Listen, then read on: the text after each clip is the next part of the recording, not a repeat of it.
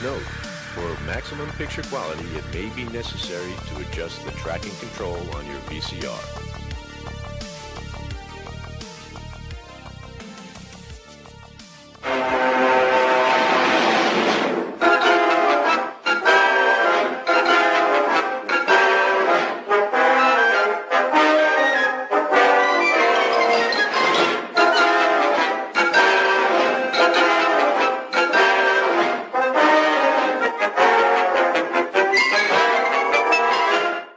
Good evening. This film offers up the ultimate quandary. What if you could not go outside, there was a heat wave on, and your girlfriend is the most attractive person ever in the world, but you just want to stare at your neighbours? This is Adjust Your Tracking, a podcast where we're on a venture to watch a century cinema decade by decade, year by year. I am one of your hosts, Liam. Why did I do that so quickly? I know, I was like, I couldn't work out if it was the internet like catching up with itself or if it's actually you speaking that fast, but that was amazing. It was like one of those radios when they're doing the T's and C's. I just got on a flow and I was like, it's accelerating. What can I do? Like... Anyway, I'm Liam. Hi, I'm Ollie. I am super. How are you? Yeah, I'm super actually. I'm good too. It's hot. It's springtime. Yeah, it's actually a really nice day today. Yeah, and it's been nice like the past week. Mm. And I've been stuck inside, staring out my window when the heat has been coming up. Pretty much the same for me as well. And someone else has been doing that too, haven't they, Mr. Jimmy Stewart? Our good friend Jimmy Stewart.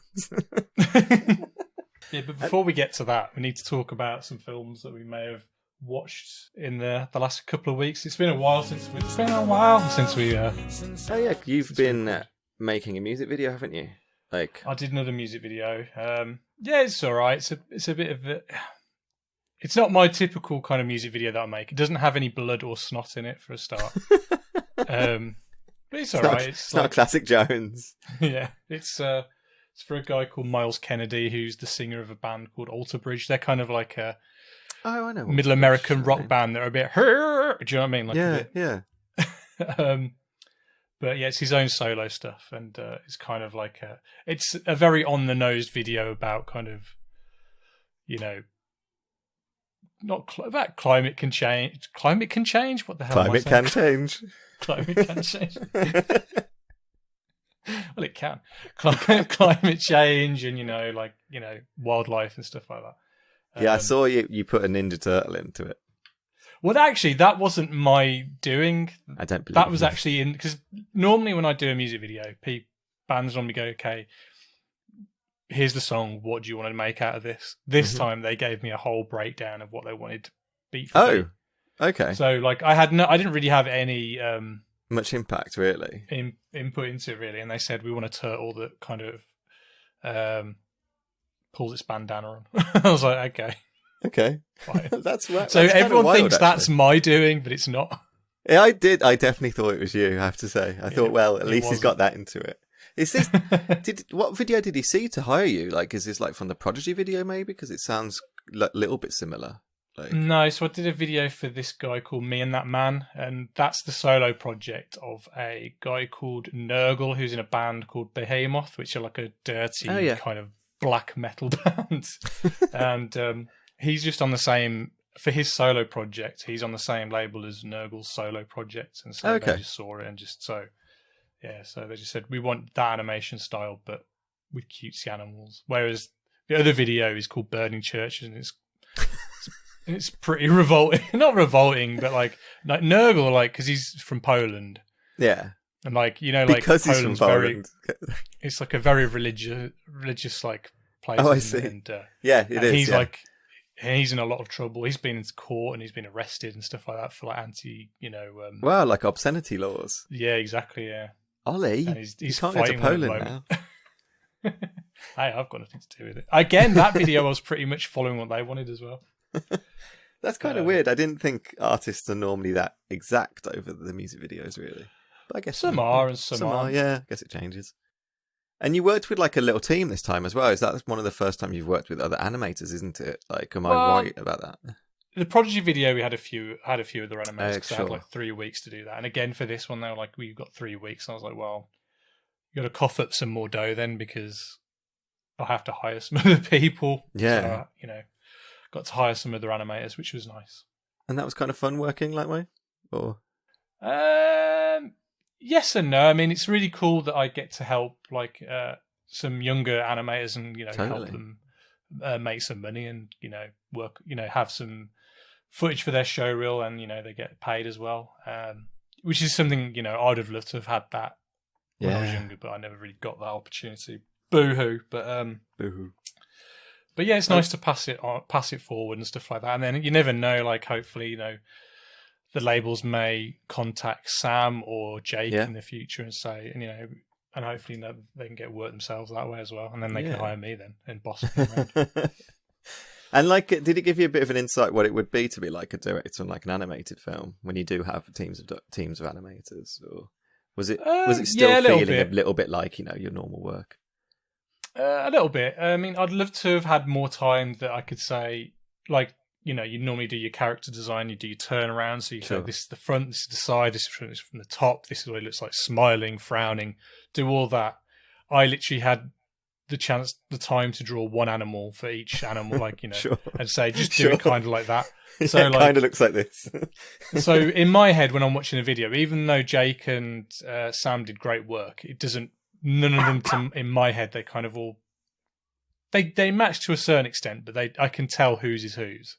Yeah, sure. But I don't know if people who are not connected to the video probably don't see that. I don't know.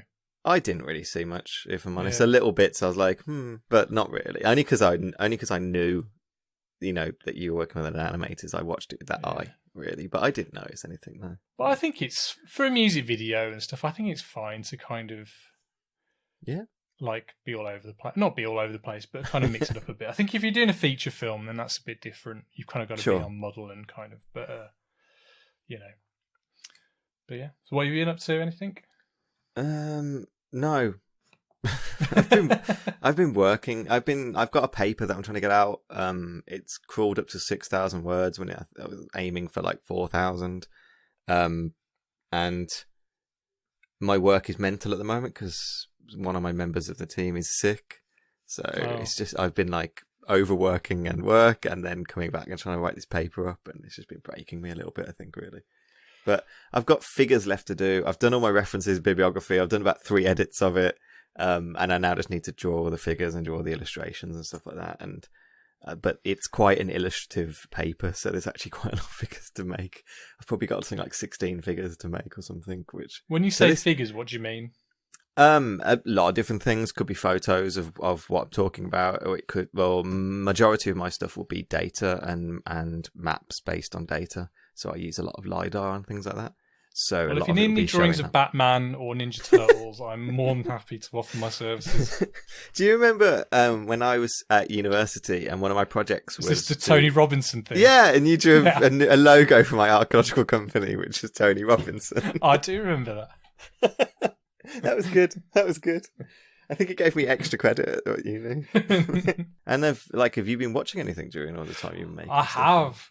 So I had a whole month of watching bugger all. So this week I managed to sit down and watch a few films. So I actually watched Zack Snyder's Justice League. Oh, did you? So thoughts? Do you know what? I actually kind of liked it. Sure. I thought you might. like I'm a bit iffy on him as a filmmaker, yeah. But like when I take out my love for those characters and just accept it as a Zack Snyder film, yeah, sure, it's perfectly fine. Do you know what I mean? And it's like, it was just enjoyable, and like compared to what we were given before, it's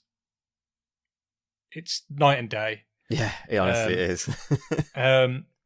Like, I think Batman was still underserved in this one. I think Batman just felt a bit out of his element. I think in this one, like Batman, he just didn't work for me. He was stupid. He had, like, I think I said it last time when I was talking about it. He has nothing to do, and it's like they give him nothing. Like all his whole plot thing is he kind of wants Superman to be back. Like that's kind of it. Like it's just boring. I thought the Flash was great actually. Like he's not quote unquote my Flash. Yeah, sure. But for this film, I thought he worked really well, and I liked his story and stuff like that and what he went through. And I thought Cyborg was good as well. Wonder Woman, I'm still not completely sold on Gal Gadot as an actress, to be honest. Okay.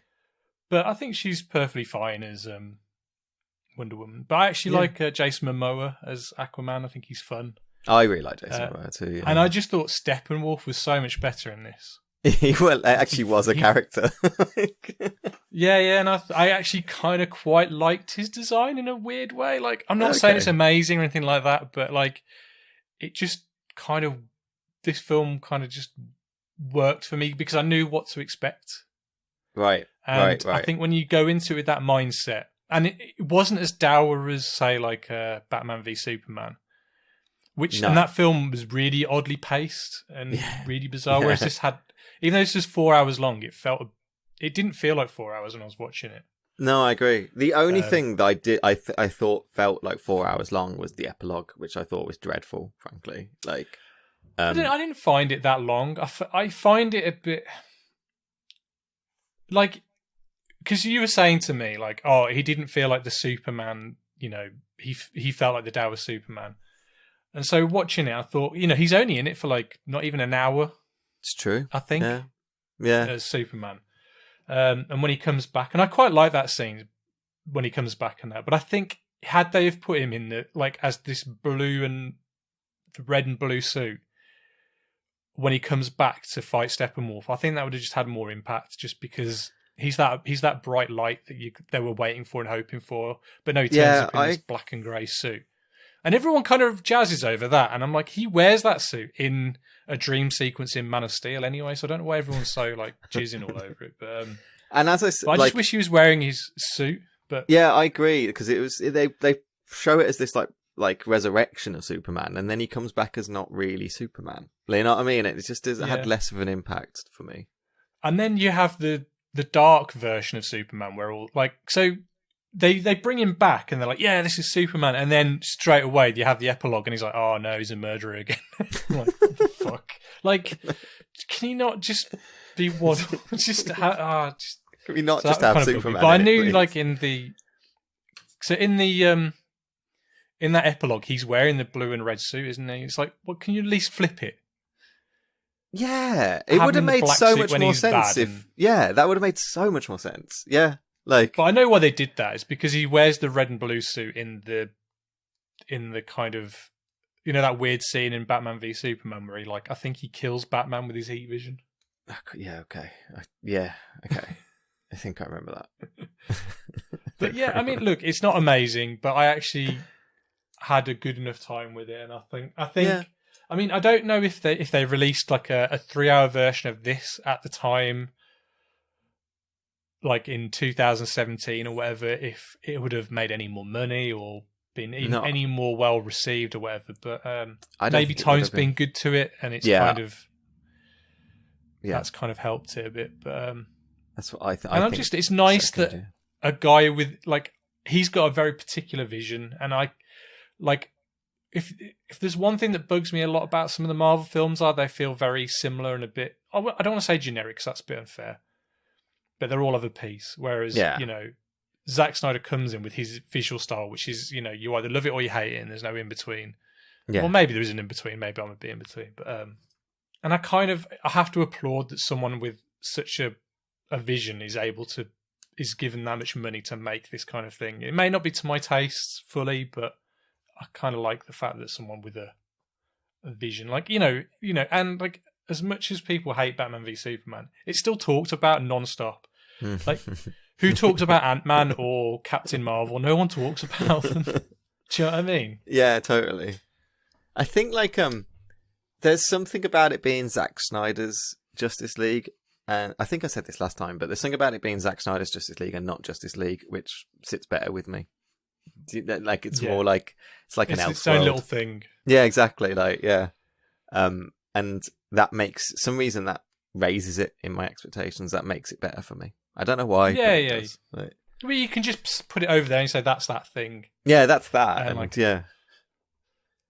I tell you what, though, I can't wait for this Batman film. Though I watched the trailer again the other day, and I'm like, just so jazzed for it. Why am I saying jazzed? I never say jazz ever, and I've said it about 12 times today. What's going on? What do you mean the new Matt Reeves one? Yeah. I'm looking forward to that too. I also managed to, because I signed up for Now TV because I thought I'm not going to legally download it. I'll watch it legitimately, but not pay for it. So I signed up for the 7-day free trial. So I thought, while I'm on here, I'll watch. What's it called? Promising Young Woman. Oh, cool. And I liked it, but I think the trailer was selling me a different film. Oh, okay. I haven't seen the trailer. I felt. And I thought Carey Mulligan was fantastic in it. She was great. Yeah, I think so too. I thought visually it looked really cool. Yeah. I thought the music was a bit, at the beginning, it was a bit bombastic with all like the pop music and stuff. But then either settled into it, or it kind of it lessened as the film went on. Either one or two, but it stopped being an issue for me. But my biggest issue with it is, like, I was expecting it to be a bit more full on as a revenge kind of thing. I see. Whereas, like, when you find out when she gets her revenge on these people, or kind of does her like superhero kind of like, not superhero, but you know, when she's like calling these people out, or, you know, signaling them out, and then kind of going after them. And the fact that they're all actors who are in like either teen films or teen dramas and stuff like that. And I think that was very purposely, you know, they picked McLovin and they picked the guy from the OC and stuff like that to be these kind of, not like her victims or whatever, not her victims. Do you know what I mean? Like the ones that she kind of goes after, signals out kind of. It kind of came across a little bit like CW, bit teen drama, and especially like how it all plays out at the end. Yes. Like, I was quite shocked how it ended. Yeah, but then, like, what she does after that felt like 13 Reasons or whatever it's called, that like Netflix show. Did you ever see that? Yeah, I haven't watched it, but I know it.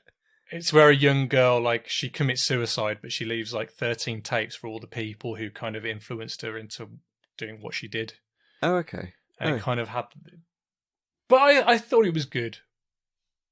But I don't know if I loved it as much as everyone else did, but I've also seen some people who really hate it as well. Yeah, it's getting quite a lot of backlash at the moment on Letterboxd and stuff. Yeah, I think it's one of those films that got a lot of praise. I think a lot of people, like, from what I read, because they think, the police are like, they just pop up at the end and save the day, and it's like, well, where the fuck were they like throughout the rest of the film? Do you know what I mean? Why are we suddenly like celebrating the police coming into kind of into it? Yeah, that's true. That is true. But like, as I said, like, the performances are great. Like, you know, who plays a mom? It's Stifler's mom, isn't it, from American Pie? It is. I can't remember her name. Yeah. But great cast, and I think it's a well-deserved Oscar nom. Yes, I think it is. I think so. But I just had a few issues with it. But overall, I thought it was a well-made, good little thriller. Yeah. Same. Just had a few little niggles with it. I think I kind of saw it as like not just a well-made thriller, but I thought I saw it as kind of like a stylistic thriller, and because of the stylisticness of it, I really enjoyed that. Spoiler alert! Spoiler alert! Skip ahead about 5 or 6 minutes. So, like, I just want to get into some spoilers, but like, sure. Do you think she went into the final part of the film knowing she was going to die, so she was essentially committing suicide, or do you think she just did that as like a contingency plan? I think she went in kind of knowing she was going to die. That's how I read it. Yeah, I saw it. Yeah, I have seen like the big backlash I keep seeing about the film is kind of like you don't try and destroy the master's house using the master's tools. You know, that kind of analogy. Yeah. And whilst I absolutely cannot disagree with that, I also think, like, I mean, these revenge films have always been a thing, really. We talked about one of them. Yeah, exactly. Like, and I like it being done from the other point of view, from that style of it. So I think, whilst I don't disagree with like that backlash, I still think there's a place for it, and that it's still quite watchable, I guess. I agree. I mean, I have to admit, I saw the twist coming with a boyfriend. Yeah, I did. But I think that's pretty obvious, because you know that he's friends with all these people that she's going after anyway. So it's kind of like, a foregone conclusion. You know that's gonna happen. Yeah. Yeah. I just thought I did see this was coming, but I did think maybe he might redeem himself or something. I thought there might be something else to it, but there wasn't really. Well, see, I thought at the party, like the wedding at the end, I thought he was going to say something or do something. Yeah. Like I thought he was going to, but like it does kind of show how shitty a lot of, like I'm sure there are a lot of men that are like this, and it just made you feel a bit sad. Really. It did, yeah. It did feel very, not realistic is the wrong word, but it's just something that feels. It felt. You know real. that happens. Yeah. You know what I mean? Exactly. Yeah. And that made it quite uncomfortable, really. Yeah. And I did think like the casting of all the men in the film is great. Like just that. Oh, it's definitely on purpose, isn't it? To have all these people that you kind of like, Seth from, his character Seth from the OC, like he's the likable guy that kind of pines after the girl, which I guess if you look back at it now can also look a little bit, what's the word? Negging or whatever.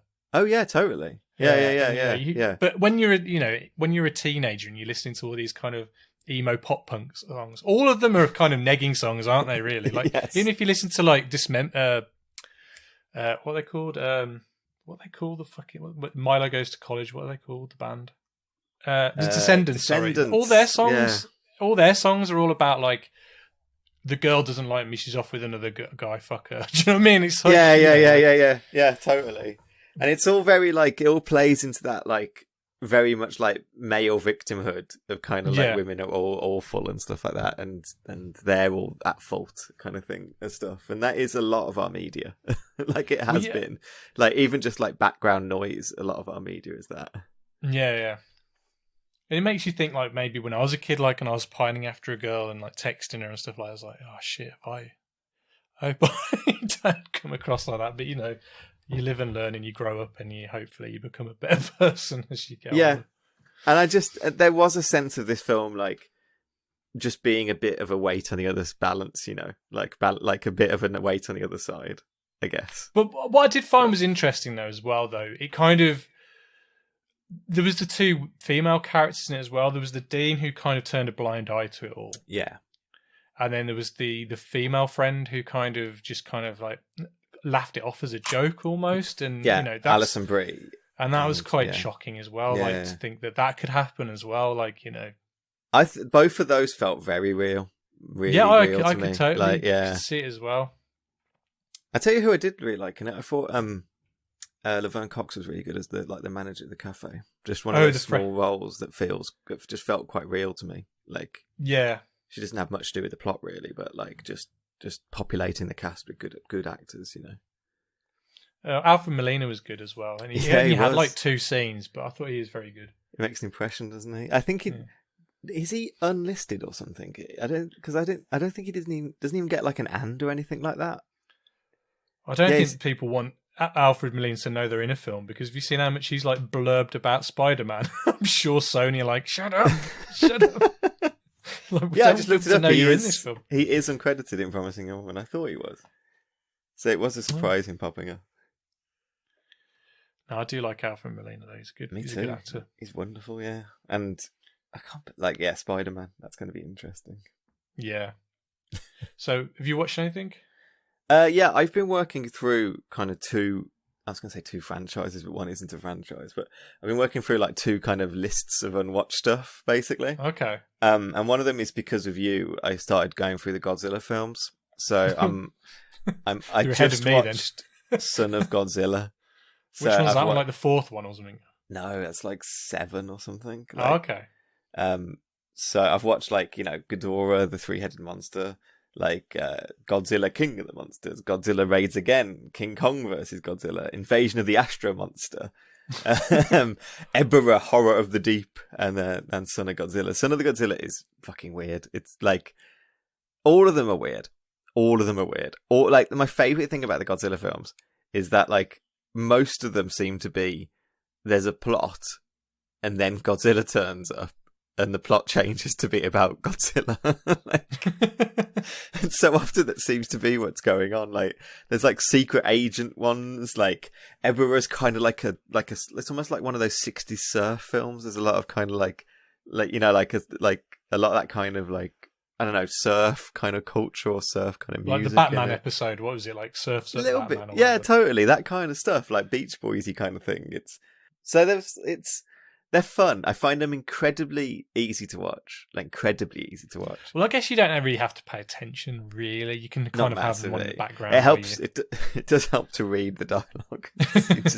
Otherwise, you got no chance of knowing what's going on. Don't they have a lot of the same actors kind of popping up? Yeah, kind of different characters. They do, yeah. But I'm not very familiar with a lot of the characters. It's really weird. It's maybe I'm not paying enough attention, but like a lot of the films to me don't feel like sequels. They just feel like another film. Right. But Godzilla's in it. And that's like Ebera's so weird. Ebera's got this whole secret agent thing where there's a few little things like the island, the name's going out of my head, Infant Island, which is where Mothra lives. Like that's a plot thing in a lot of the things. Ebera has the best ever hiding as a bush joke that I've ever seen in my life. You know, like when you're trying to break into somewhere and you disguise yourself as a bush. They do this in Ebera. Like, and 4 of them are hiding behind this like fake bush, and they keep moving it forward as the spotlight goes off them. And when like a spotlight goes onto them, they release doves, and they think, it was the doves just making that hedge move. Isn't that like? Don't they do that in Three Amigos? Actually, they might do. I always watched it going, this is fucking amazing. This is like, just this scene alone is worth watching this film. And there's so much hokiness to them, and like I love Mothra as a character. She is wonderful. She's absolutely wonderful. She's such a nice person. She's a nice moth. Like, she's always worried about each other hurting each other and stuff like that. And I love Godzilla just gets goofier as it goes along. Like there's one when I think it's Astro Monster when Ghidorah's back, and he does like a dance when he defeats like a Ghidorah. Like jumps in the air, throwing his arms up in the air and kicking his legs out and stuff. And it's like, I can't believe this is where Godzilla got to in very short amount of time from the first film. I found it like quite interesting that. So it was the third film was King Kong versus Godzilla, and then so the third one of the new trilogy is Godzilla versus King Kong. So I was thinking, they're getting to that very quickly, but they got there quite quickly. They got there quickly, yeah. And honestly, the original Godzilla versus King Kong has a lot like the remake. It's they must have watched it. It's weird, like they must have watched it though, because it does play very similar, unless there's, there's only so much you can do. The King Kong in those films and Kong of Skull Island, they're more the Toho Kong, aren't they, as opposed to like the Universal. Is that right?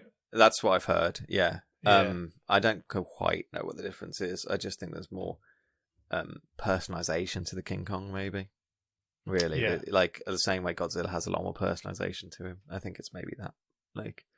But it's, I haven't watched the other Godzilla, King Kongs, because I didn't even realize there's tons of these films. Like they were making so many of these films that are overlapping each other. Like there's like Mothra film that doesn't have Godzilla in it. There's other like giant, the directors were making other kind of kaiju films which didn't have Godzilla in and stuff.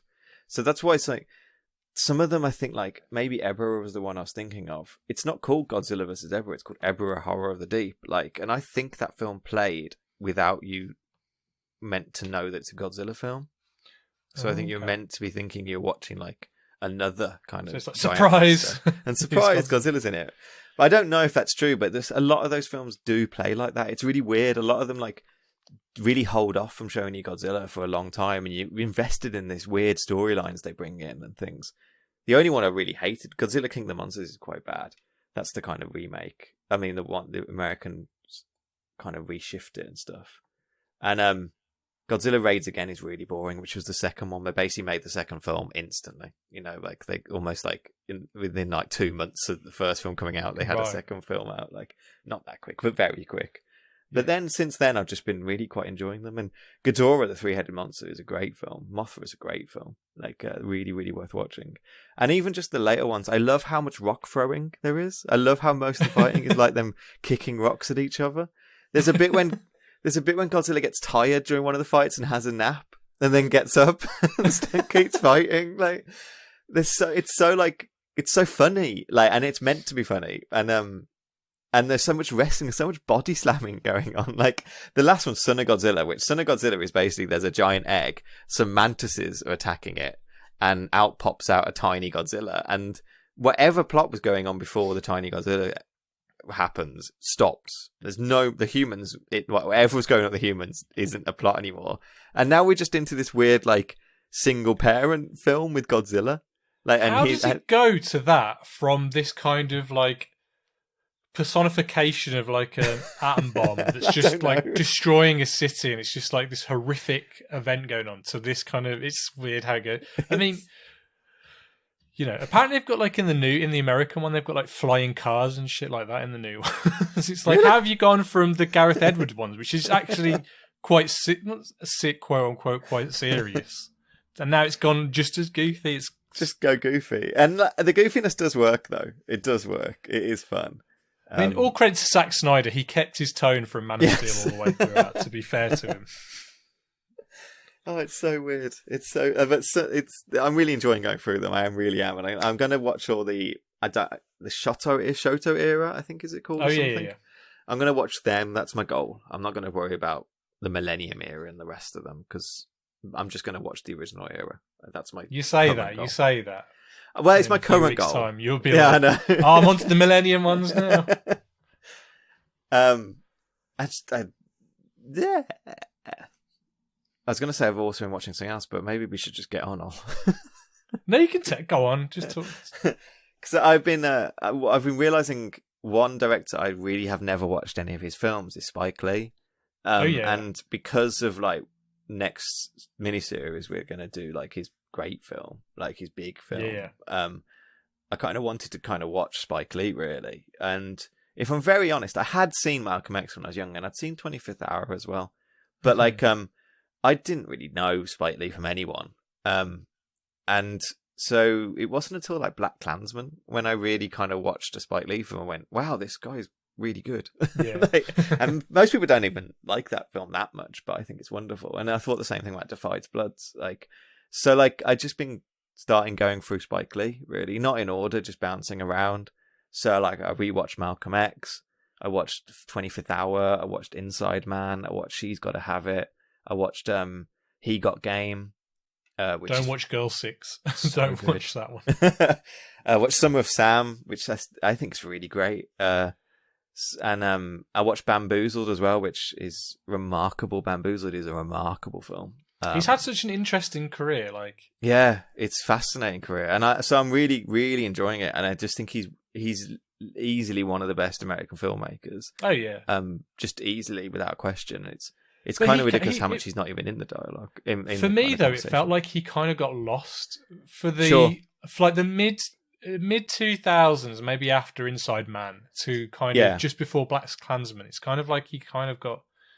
Something happened, like, you know, he did the remake of Old Boy, and it's like, why is Spike Lee doing he did the remake of Old Boy? A couple of remakes, didn't he? Because he did that Blood of Jesus as well? Sweet Blood of Jesus. Like, he did. Yeah, that might even be part of why I'd never really seen Spike Lee films, because like a lot of the period I was trying to watch real films, you know, he was doing these odd remakes that I didn't have much interest in.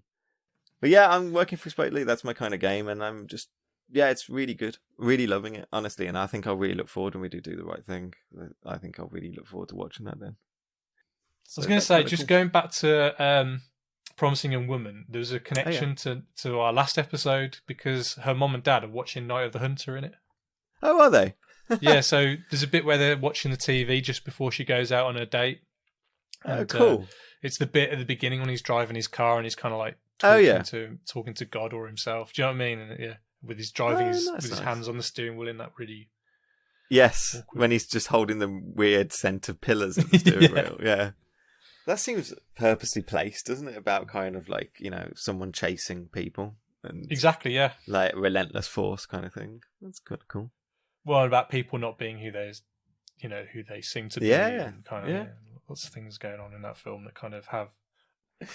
Anyway. we should move on to our main topic today, because we've been talking for, I think, 7 hours. We haven't talked about you getting rid of your books yet, or your frames, or... Yeah, that's true. I had to clean out of books. I also hung a picture up. It's very interesting. My life is like... yeah. Today's episode, we are tackling...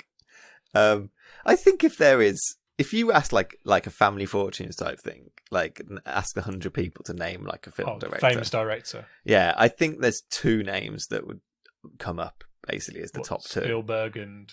I think Spielberg and Alfred Hitchcock. All right, if you have your own Mount Rushmore of film directors, God, who would your heads be? Well, personally, it's different, but I think if you're speaking just to like international superstar directors, I think there's Alfred Hitchcock, Kubrick, Spielberg, and maybe Scorsese. I don't know. Maybe Scorsese. Yeah. As name recognition, that's not my top 4 or anything like that. Yeah. And I don't think any of them really come close to Alfred Hitchcock. I think maybe Spielberg. Yeah, but Alfred Hitchcock, I don't think we weren't alive when he was alive, but like we still grew up knowing who Alfred Hitchcock was. I was really surprised when I learned that he was British, for instance, because like I just assumed he was this huge American director, because he made these big American films that I knew. Just think about all the films and TV shows that, like, that ape on it, like Simpsons and... Oh, God, yeah. Even films like The Burbs are very much, like, referencing, like, Rear Window and stuff like that. And, it's just... all of his stuff is just embedded in... Embedded, yeah, absolutely. In our culture. And, like, he has such a storied career from being, like, this, British filmmaker, making these smaller kind of silent films he started out making. Actually, I broke his career down a little bit into sections because like it's easy to talk about him, because I don't think this would be the last time Hitchcock would be on the podcast. No.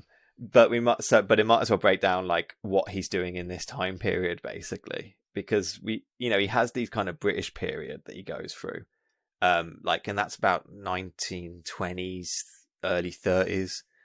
Then he breaks out as like an international success, and that's when he's doing like 39 Steps, A Lady Vanishes, and that's like during that's the late 30s to 40s. And then he does this thing that like no one does, and even people still have trouble doing this. And it was a huge thing at the time that he basically went, I'm going to Hollywood. And I found these kind of like I found these newspaper clippings and like magazine shoots of following his family getting on the ferry to go over to Hollywood and to LA and stuff like that. Like it was a big news thing that Alfred Hitchcock was moving to LA and going to make Hollywood films. And he'd been kind of seduced by, it's Selznick, who did like the producer who did like what's it called, Gone with the Wind and stuff. And he'd managed to sign like a 7-picture deal with Alfred Hitchcock and got him to come over to LA. And during that time, he was meant to do a Titanic film. That's what he wanted to do. That's why he went to LA. And that's what he was obsessed with doing. And he had everything set up and this filming on like water and stuff like that. That eventually fell through, and he hated Selznick for it. Is that the film that may have eventually become A Night to Remember or anything like that, or is that maybe separate? I feel like it's one of these things that Alfred Hitchcock was going to make a Titanic, and these big directors that have big egos have constantly gone like, I need to do a Titanic because Alfred Hitchcock was going to do it. Is it like Nolan and Scorsese both wanting to do the Howard Hughes biopic, and like one beat them to it? And yeah, I think so. I think when Cameron went to make Titanic eventually, I think he knew he was making basically like what Hitchcock would have done. Basically. Do you think so? Or not would have done, but Hitchcock was making a romantic tale out of this. It was Cary Grant and I can't remember the other person. Was that what it's going to be? Okay. He was, and it was Clark Gable, and Norma Shear was already contracted to the Titanic film, and it was going to be a love story on Titanic. Like that's what he was setting up. So I don't know. It's all theory. It's kind of like Napoleon with fucking like with Kubrick. It's who knows about these lost things. But yeah, he hated Selznick for making Titanic fall through. So he instead made Rebecca and won an Oscar. Because that's just like... So then, like, fuck you, I can do. Yeah, but that was still with Selznick, 'cause he had this 7-picture deal. Okay. So in this time period, he made like Rebecca, Notorious, Rope, Strangers on the Train, Dial M for Murder. You know, like just films that are just absolute tentpoles. You know, they're like canon films if you talk about like canon. Like, and this is just after that time period now. So he's made his Hollywood transition. He's a big name in Hollywood. He's probably the biggest director in the world, and he then leaves Selznick and he gets hired by Paramount. So this is his Paramount years. And this is kind of the best way to present this time of year. This is his just commercial success. This is just him knocking it out the park, everyone. Every film that opens is huge. Every film that opens has got his name on it. It's like, that's the big thing. This is Alfred Hitchcock film. Because of this, he makes Rear Window, Vertigo, North by Northwest. And this is just the 50s. What he also does in the 1950s is do Alfred Hitchcock Presents, which later becomes the Alfred Hitchcock Hour, and that's his horror TV show as well. So did he direct those as well, or was that someone else directing and he just kind of? I think he directed a lot of them. It's hard to find out though. At least he wrote or put like when he talks about it, he talks about it quite personally. So I think he had some sort of actual big impact to them. But more than anything else, he just presented himself as a character. So suddenly, like, because these stories were opening up with his silhouette and him walking into the silhouette and this music and stuff like that, and him introducing it like the fucking Crypt Keeper, you know, each episode, he became like a caricature or a kind of like shorthand for just horror. Because he was just in everyone's TV every week, like presenting horror stories. 361 episodes. It's ridiculous. I know it's ridiculous. What the hell? I've not seen one. I don't think he directed all of those. That'd be. Yeah, he can't have. It's just weird. Like when I was reading him talking about it, he was very personal about it in a way that like Steven Spielberg isn't. With like, you know, Steven Spielberg's Amazing Adventures or whatever it was called, like Amazing Stories. Like, so like it's. Because of this, it just transforms Alfred Hitchcock from being this like LA director to being just a household name, like a shorthand for horror. And I think because of doing Alfred Hitchcock Presents, it changes him, and it's why he still exists in our kind of like world as a character, as horror, as like one of the biggest film directors ever. And I think it's because of this like period. So looking at just season 1 alone, he at least directed 5 or 6 out of the 39 episodes. But it looked like they had he did actually do them. They looked like they had about 5 or 6 directors that just kind of rotated. Okay. It's fascinating, isn't it, that he had a TV show? Like 10 seasons, it ran for 10 years. It's incredible. 55 to 65, I think it was. Yeah. And then after this time period is when you get like, he's the world famous director, so that's where he does like Psycho, The Birds, Marnie, and eventually does Frenzies, one of his last films. But you can tell 70s. Spielberg definitely tried to ape this because he did like, was it like The Storyteller or whatever it was, or Amazing Stories or whatever it was. Yeah. And like, I think that's why when I'm trying to say like, there's 2 directors that are basically household names, it's kind of him and Spielberg have this kind of like seeping into Americana and American like media and then international as well, just like in a way that directors don't present films in the way Alfred Hitchcock presented films. And like, God, if you watch, you should watch it. The trailer for The Birds is the weirdest trailer I've ever seen in my life. Like, no film trailer has ever been what the trailer for Birds is. And I've seen it in 3D in when I went to Universal Studios in America about 20 years ago. They had one of the whole, because you know they actually have film studios there. Yeah, like just big warehouse. Like, so one of them was decked out to be like the Alfred Hitchcock experience. So I remember going around there and they had like hundreds of like statues of him like on the wall. Like he'd be upside down, he'd be vertical, he'd be like.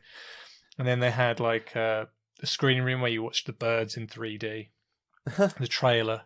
And then there was an area where like in the distance they had like a Greenwich Village set.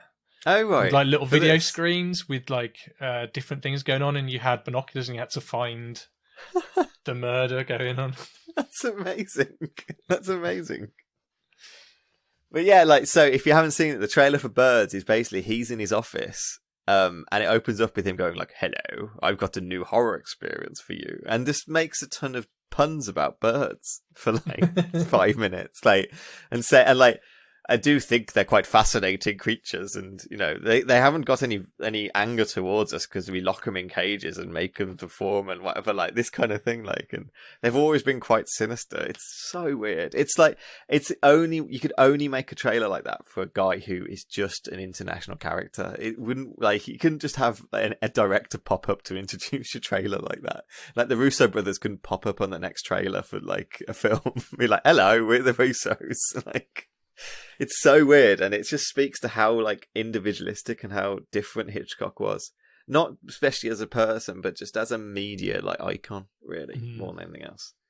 And add on to that, he was a really thoughtful and fascinating filmmaker. He like, even though his films were popcorn, and they were huge things. Like Rear Window was the biggest film of the year.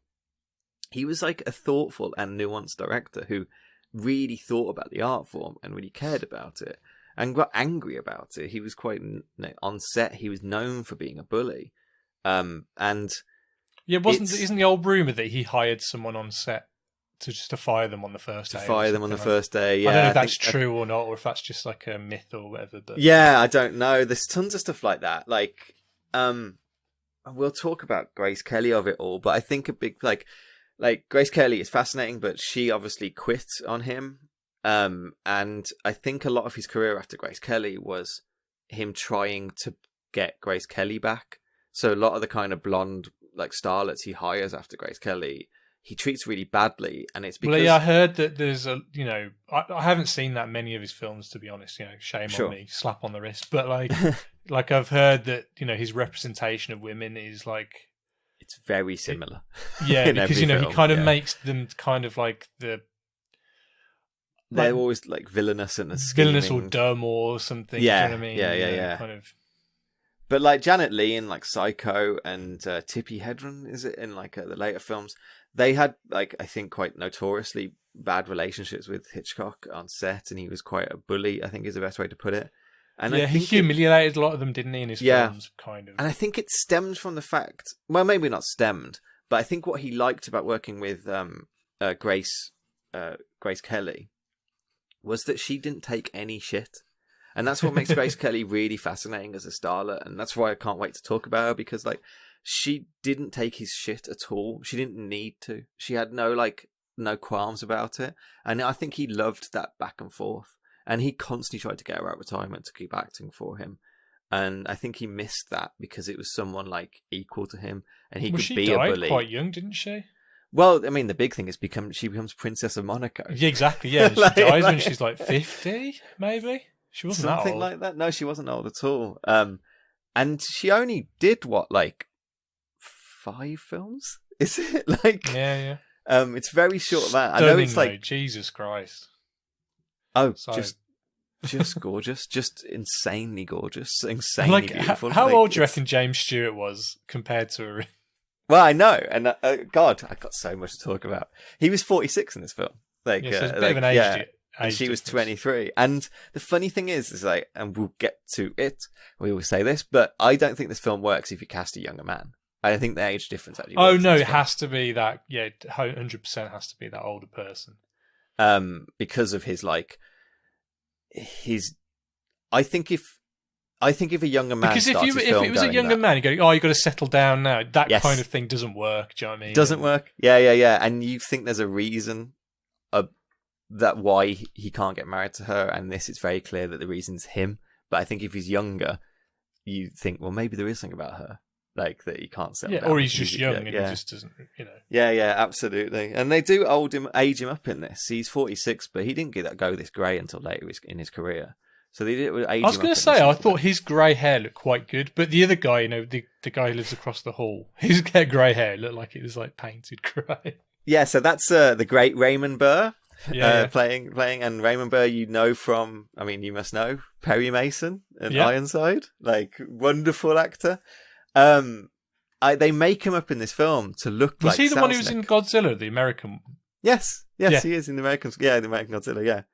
So his makeup in this is to look like David O. Selznick, the producer that Hitchcock hates. That's what he looks like in this film. And if you see them together, they absolutely were making him look like that. I mean, should we say what film we're talking about? Yes, because I won't stop talking. So yeah, we're doing a 1954's Rear Window. This is the scene of the crime. A crime of passion, filmed in a way you have never seen before, and as no one else would dare attempt. But the screen's master of suspense, the producer-director who shocked the world with Psycho.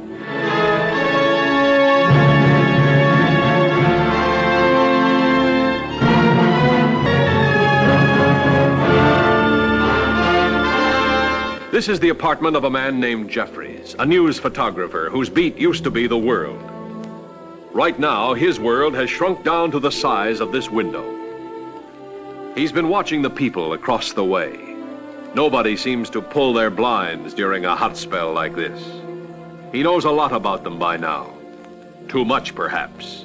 For instance, down there on the second floor, the woman pacing about. He calls her Miss Lonely Hearts. So lonely that even death seems like a friend. These are the newlyweds, on a honeymoon no one will ever forget. He calls her Miss Hearing Aid, an artist of a very odd and strange art. The songwriter, who plays the same melody over and over again. A genius or insane? This is the traveling salesman and his invalid wife. Out of their arguments and nagging comes a weird kind of love. Miss Torso, the body beautiful. That is, viewed from a safe distance. Those are just a few of my neighbors. First I watched them just to kill time, but then I couldn't take my eyes off them, just as you won't be able to. And you won't be able to take your eyes off the glowing beauty of Grace Kelly, who shares the heart and curiosity of James Stewart in this story of a romance shadowed by the terror of a horrifying secret.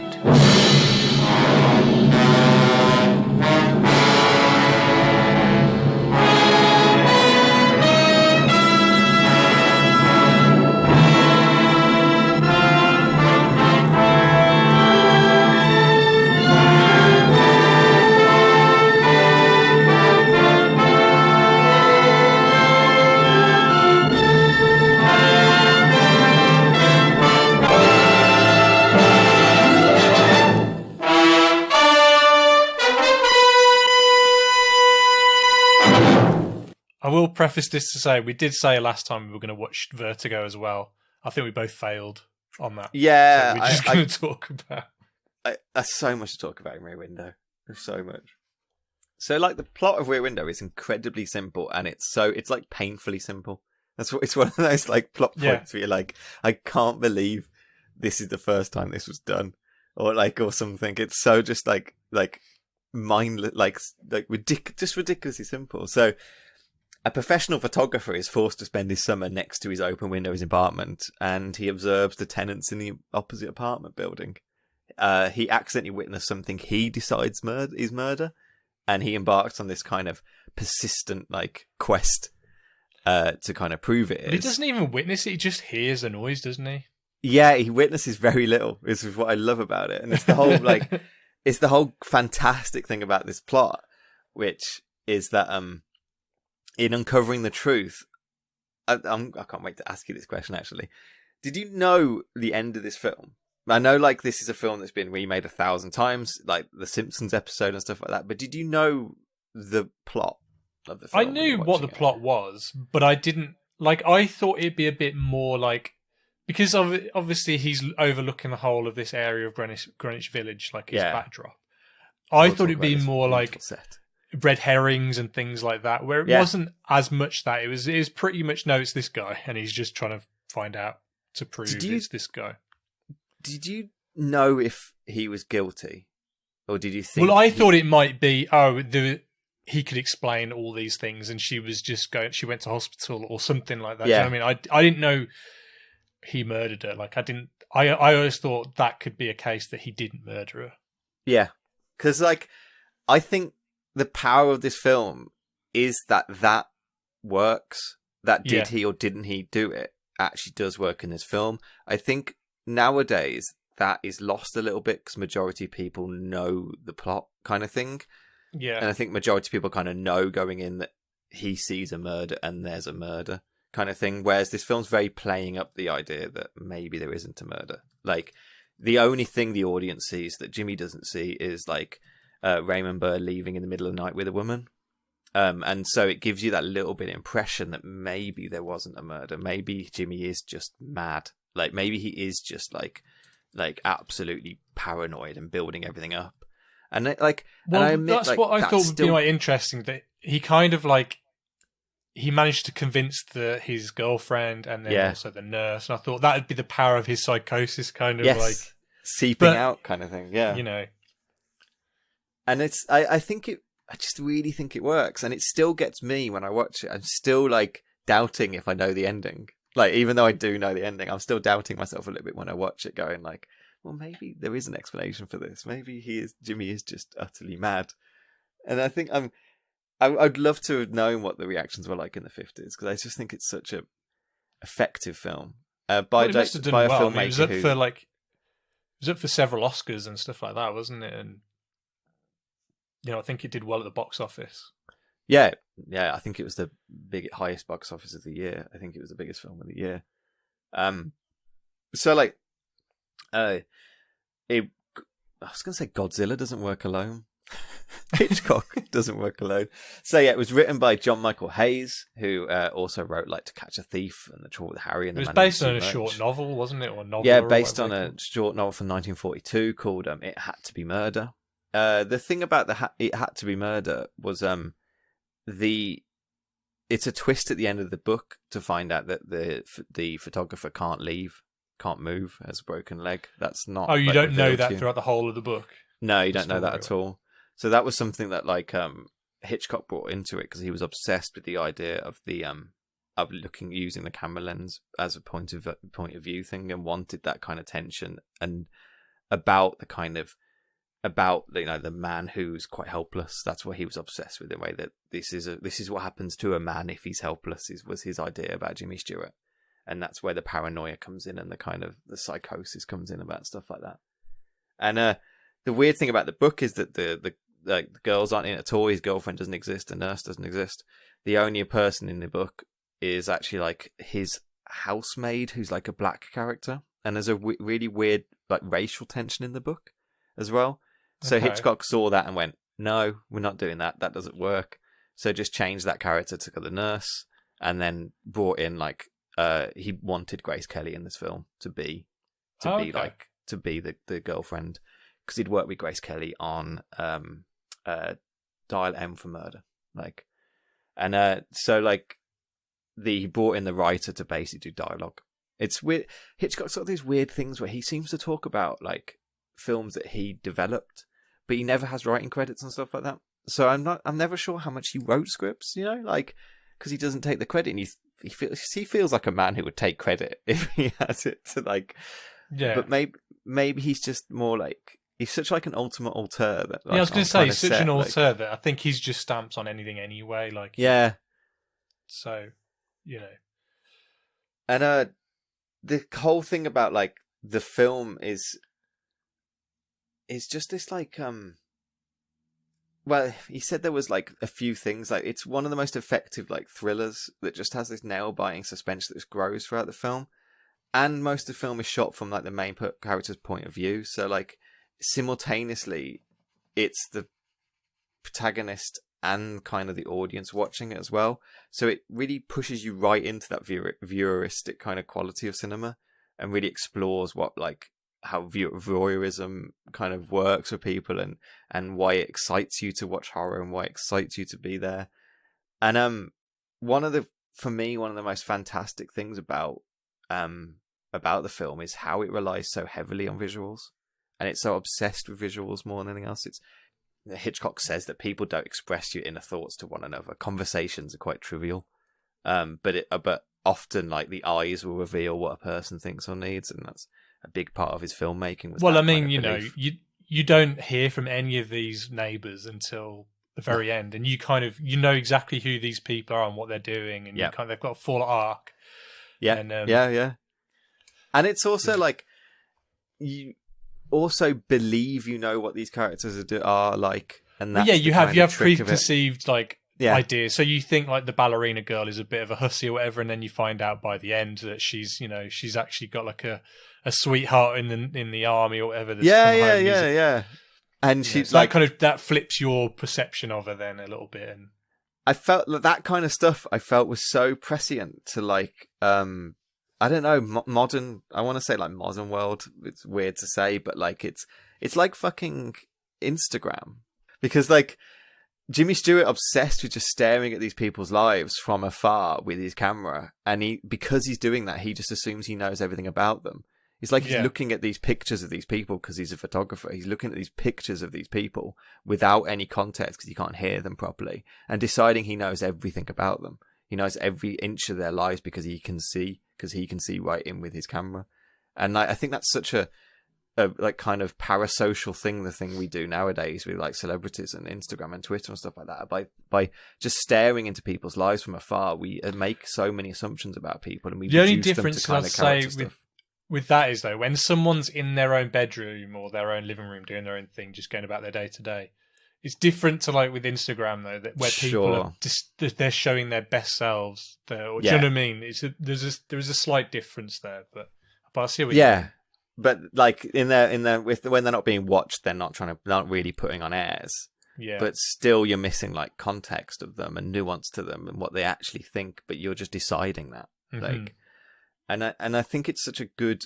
I don't know. I just think it's a fascinating way to show this character, a character who's isn't very nice. Like Jimmy Stewart's character in this is a dick.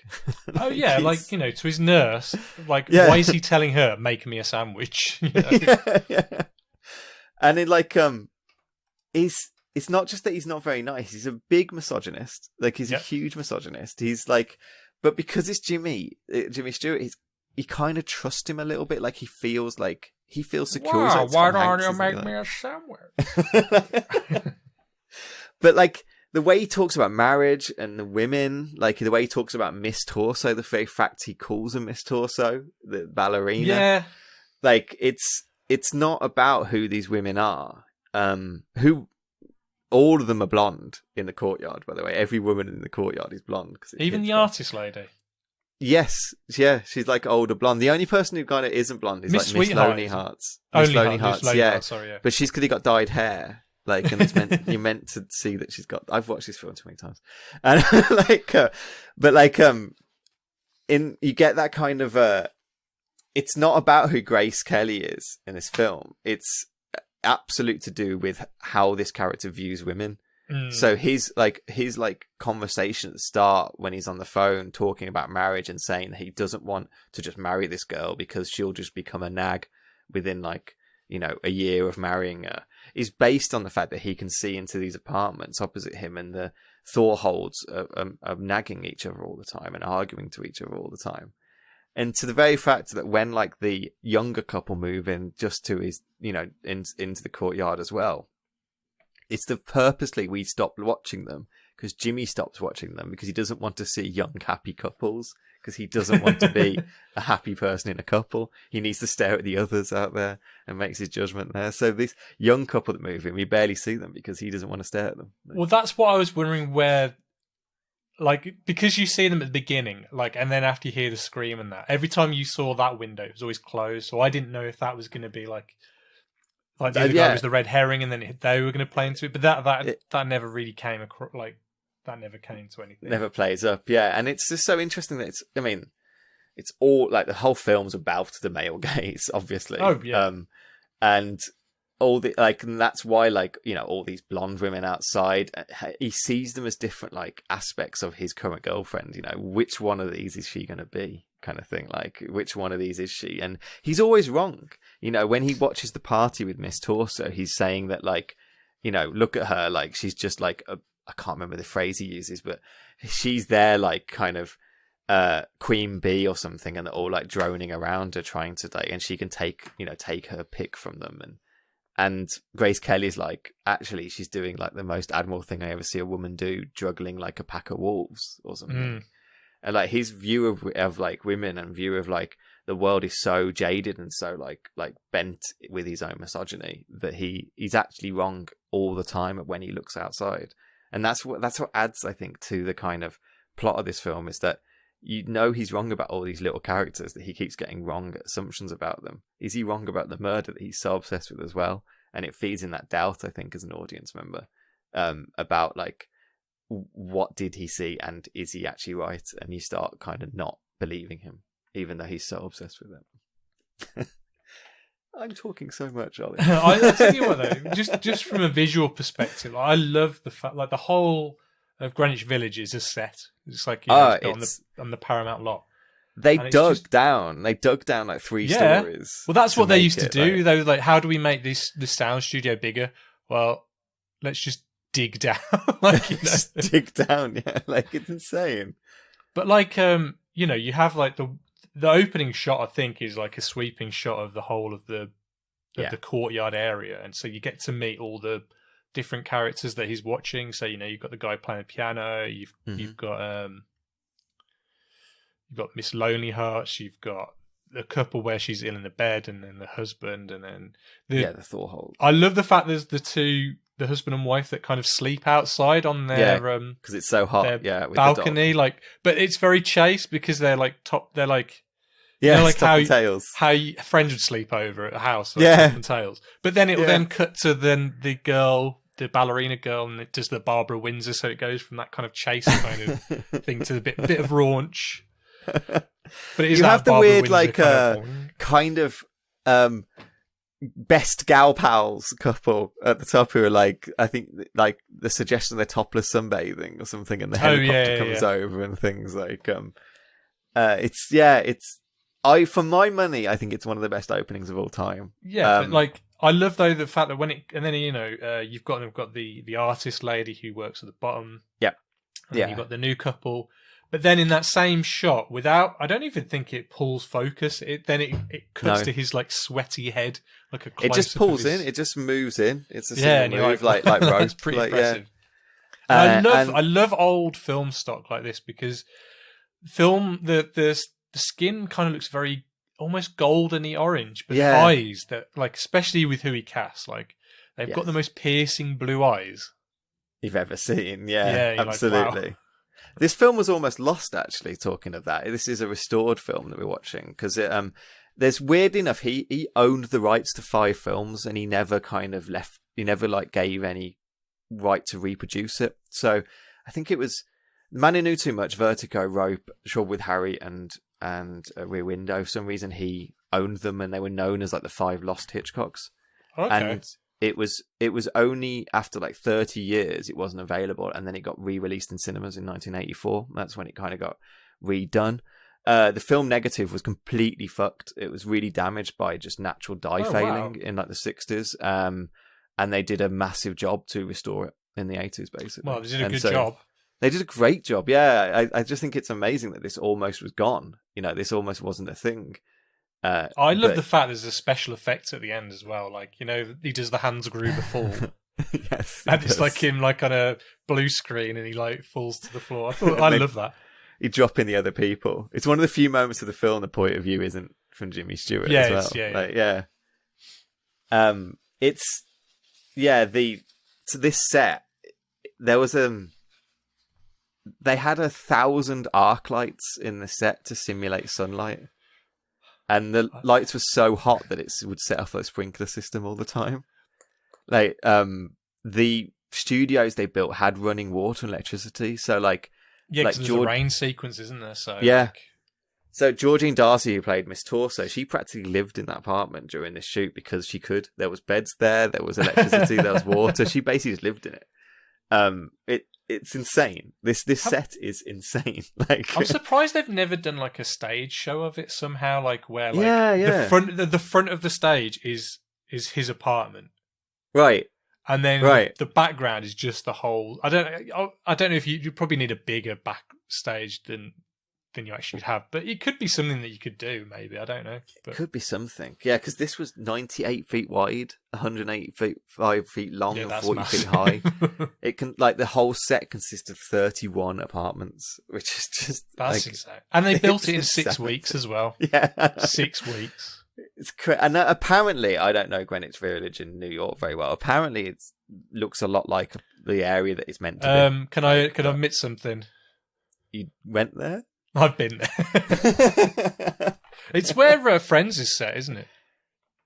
Is it? I know it's where Rent is set. Is that more my flavour? And yeah, you're talking about the intro, and I completely got confused. I was going to say, like, it's for me, it's one of the best intros of all time. You know, like a lot of people. Well, it's up there with like what was the other film we watched? Touch of Evil? No, is it Touch of Evil? Oh, Touch of Evil. That is a fucking intro. Yeah. You know what I mean? Like, Saving Private Ryan is another thing people always go about as intros. But like for me, it's just like this is such great economic visual storytelling. Well, it's great storytelling. Yeah, it's just you get the geography of the whole place. Yep.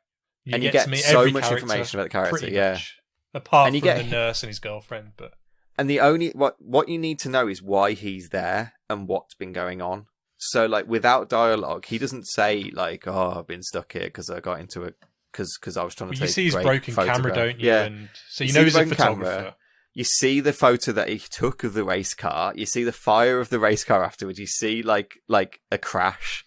So you get the idea that he was trying to take these ridiculous racing photos and he got into an injury. Like you then see like the negatives and the photographs of his girlfriend, Grace Kelly, and then you see her on the front cover of fashion magazines.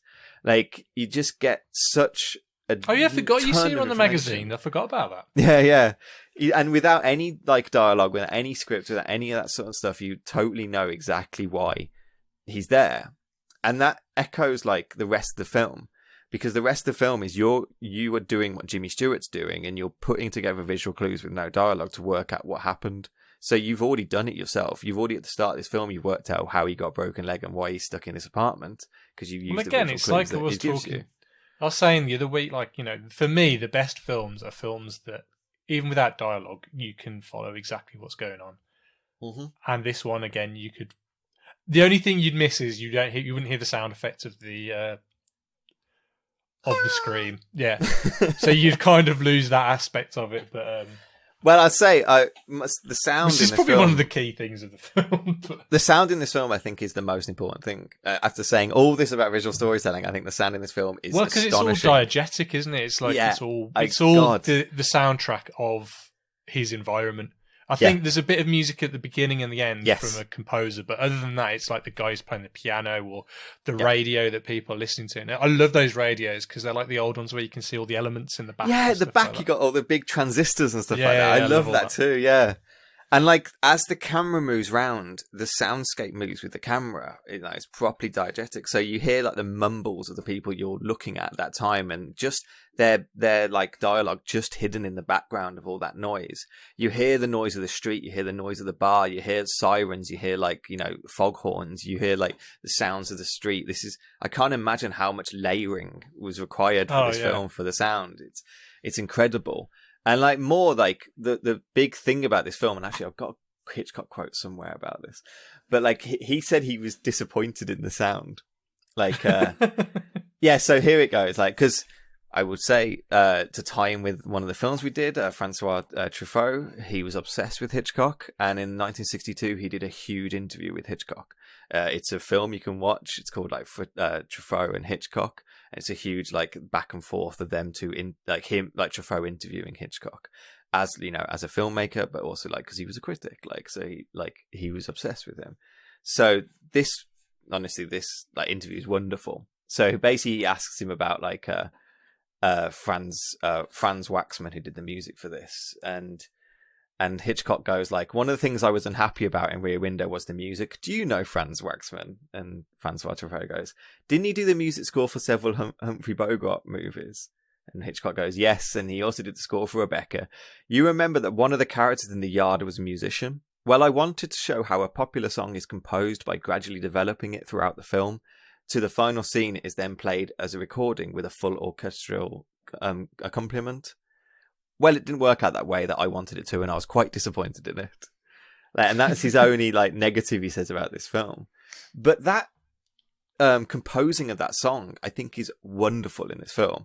Absolutely, absolutely wonderful. And the way it works with Grace Kelly's character and Jimmy Stewart's character, and the way they get to know each other is just, I don't know, it's remarkable. in the fact that the first time you ever see Grace Kelly, the big thing is that like there's no noise. You know, that kind of point of view shot of her, and she looks like a bloody angel, like the way she's just shot straight down the lens with the light behind her and the black when Jimmy's shooting. At that point, there's no sound at all. All the sound, all the background noise just drops out, and it's really quiet. And then slowly, as they start talking, you start hearing noise coming through. And there's no romantic beats of music. There's no kind of like proper music. You're just hearing scales. Like it's someone in the courtyard doing their scales, you know, singing up and down the scales. It's not proper music. And then later on, as like this song develops throughout the film, as the player at the piano starts making this song, when Grace Kelly breaks into the apartment, and it's the big tension scene in this when the guy Raymond Burr gets back and comes in as well. That's the time in this film when the actual song is full, and it's a full romantic piano piece, and it's not like tension music. It's not like like suspense music. It's actually romance music, because actually what's happening at this point is that Jimmy Stewart's character is falling in love and realizes he has fallen in love with this Grace Kelly character. So, and hard not to be honest, but very hard not to. But I think it's wonderful, as one of the most suspenseful scenes is actually Hitchcock's playing as a romance scene, and the reason it's working is actually it's the moment of the film when Jimmy decides, oh, I've actually have fallen in love with her. I just think that's so. But it's also really clever to have that kind of juxtaposition kind of stuff as well going on as well. Like there's a bit later on where the sound is coming through, and it's when he's watching the Raymond Burr and his wife argue in the apartment, and if you notice the sound during that point, there's no music coming through the piano. It's actually just like sirens and alarms and foghorns. It's all the horrible noises of a streetscape. It's all the horrible noises of a city. So when he's focusing on at this marriage that he's seeing as like, he hates marriage at this point. That's why he's just seeing this couple arguing. Yeah. And it's all populated with these horrible like noises and noises you wouldn't want in your life. I just think the sound in this film is really smart, and there's no way it wasn't thought about for every second of it. Like, I need to mention Thelma Ritter as well, who was great as his who's like the insurance company nurse, is it, or something like that? Yeah, Thelma Reeves, I think, isn't it? Like she's it's Thelma Ritter, isn't it? Is it Ritter? Okay, I got that wrong. But yeah, she was in All About Eve, who we did in this podcast as well. She played Birdie in All About Eve, and basically she's kind of playing Birdie in this. Like, really, there's not much difference to the characters. But she is a remarkable actress. She was nominated for 6 Oscars in the 50s. Wow. In the 50s, she was nominated for 6 Oscars. Like, so like her in this is such like a stable hand like to the film. And I love her. I love how like she would have been on Reddit nowadays with any kind of case. Any kind of true murder case, she'd be there with her theories. She gets into this so much. Like, what was that documentary I watched a few weeks ago? You know, the one about the hotel. The hotel, yeah. Oh, God. She would have been one of those YouTube web sleuthers that'd have been interviewed. And she's kind of like, she easily gets into the plot. She loves it. She wants to go dig up the rose garden. She wants to go leap over the stuff. Like, she's instantly like game for anything that's going on, which makes me love her. And also, like, this film's about like this man who's, you know, a misogynistic, grumpy man who actually, the tension of this film, at least maybe from a 1950s point of view, is that women are in control of him. Yeah. So like, you one only have the nurse who like literally manhandles him and beats it like really to massage him, and you also have his girlfriend, and the tension with his girlfriend is stuff like she brings over dinner, she pays for dinner, and she tips for the dinner. Like, it's nothing to do with him. He doesn't have that power in that. It's his girlfriend that has all this kind of agency, and that's terrifying. Can you imagine? Like, we should talk about Grace Kelly. She's really, really weird. She comes from a really weird background. Her father was like a self-made millionaire or something like that. Can't remember what in. But he basically pitted his 2 daughters against each other, and Grace Kelly was like the runt, which, if you'd believe it, like, so her sister, I can't remember her name. I think it was Peggy. Because it makes me think of like Hamilton. It was always like, no matter what Grace Kelly did, her father was always like, well, Peggy would have done that better. Like, which is just insane. So with this kind of like, I don't know, attitude that she had. She was very like self-assured. She was very like didn't need anyone. So when she went to Hollywood, like she went to Hollywood, she was only in her first film was 1951 and she left Hollywood in 1956. Like she was there for 5 years. She didn't need Hollywood. So after her first film, I think, well, it's after High Noon. She has like a cameo in, well, not really a cameo, but a really small role in High Noon. And she's offered a contract by one of the studios, might be MGM, and she turns it down, basically going like, I don't need you. I don't need a contract from you. I'll just go to auditions. And she auditions for tons of films and doesn't get them. And somehow her audition falls on like John Ford's desk and Alfred Hitchcock's desk. This film today, by the way, is just like all the people we covered in the 50s pop up in like Rear Window Story. John Ford and both Alfred Hitchcock are like, how did you ever not hire this person? She's the most beautiful and perfect actress in the world. So both of them like trip over each other to hire her. So so she's hired for John Ford for Magombo and Dial M for Murder for Alfred Hitchcock. And at that point, like, and she's like this fully formed Grace Kelly. She does 5 films in 1954. Then she does like To Catch a Thief after like Rear Window with Alfred Hitchcock. And then she does 2 films in 1956 and she's out. She's out of Hollywood. She famously never owned a house in Hollywood because she didn't need it. She just rented, you know, like, so she could leave at any point she wanted to. Like, she was just well above kind of Hollywood. I think a lot of Hollywood people do that. They like they just live in hotels, don't they? Or like, yeah, I don't think it was normal in the 40s or the 50s, right. I should say, like, because there wasn't so like interconnected world so much. Because you remember like Cribs or whatever, and you're clearly just living in like a yes. In a hotel or whatever, and it's like, this is not your house. This is not your house. No one lives here. But for that, I think she had such a power to her, and like she's known for like high society, and I think is the country girl as well with Bing Crosby. That's the other thing, and she's really known for doing those films. She eventually meets the Prince of Monaco and retires from Hollywood to become a princess. It's insane, really. Like. She was really not one to trifle with. She knew what she wanted. She knew what made her look good. She always refused to smoke in films. This is famously the only film she ever smoked in. Which might sound really normal nowadays. The 50s, that was unusual.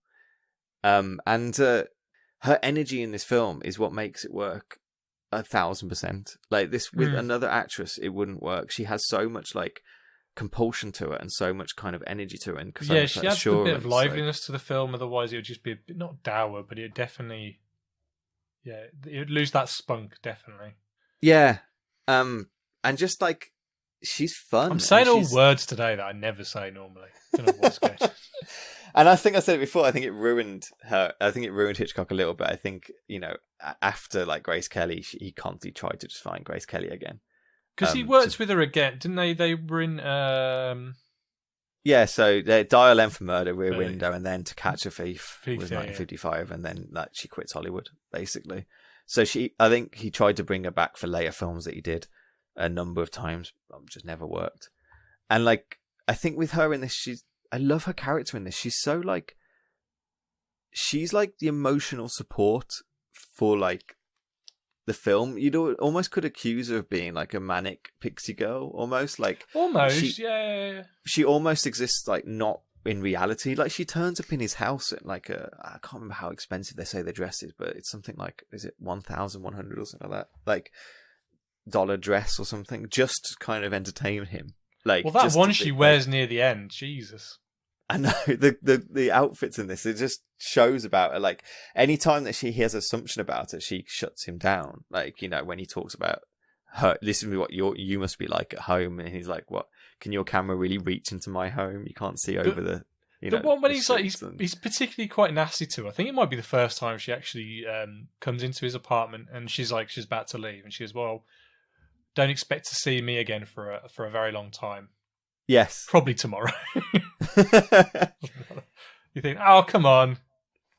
And like, there's a bit It's because it's the bit when he's kind of spiky because she's brought in this posh dinner with lobster and she's tipped the waiter and she's organised it all, and that annoys him. That because he should be doing that stuff. He's the kind of man, and he's so obsessed with the fact that he's an adventure photographer and he can't possibly be with this fashion model. She wouldn't be able to travel the world with him and go to Pakistan and go to these places. She'd be out of her element. She'd be useless. That's the whole kind of argument you have. And then throughout this film, she proves that she's absolutely up for this. She'll jump into a murderer's apartment and, rifle for his cottage and dig up a rose garden. And she'll do it in high heels. She'll jump across the balcony to the window and stuff like that.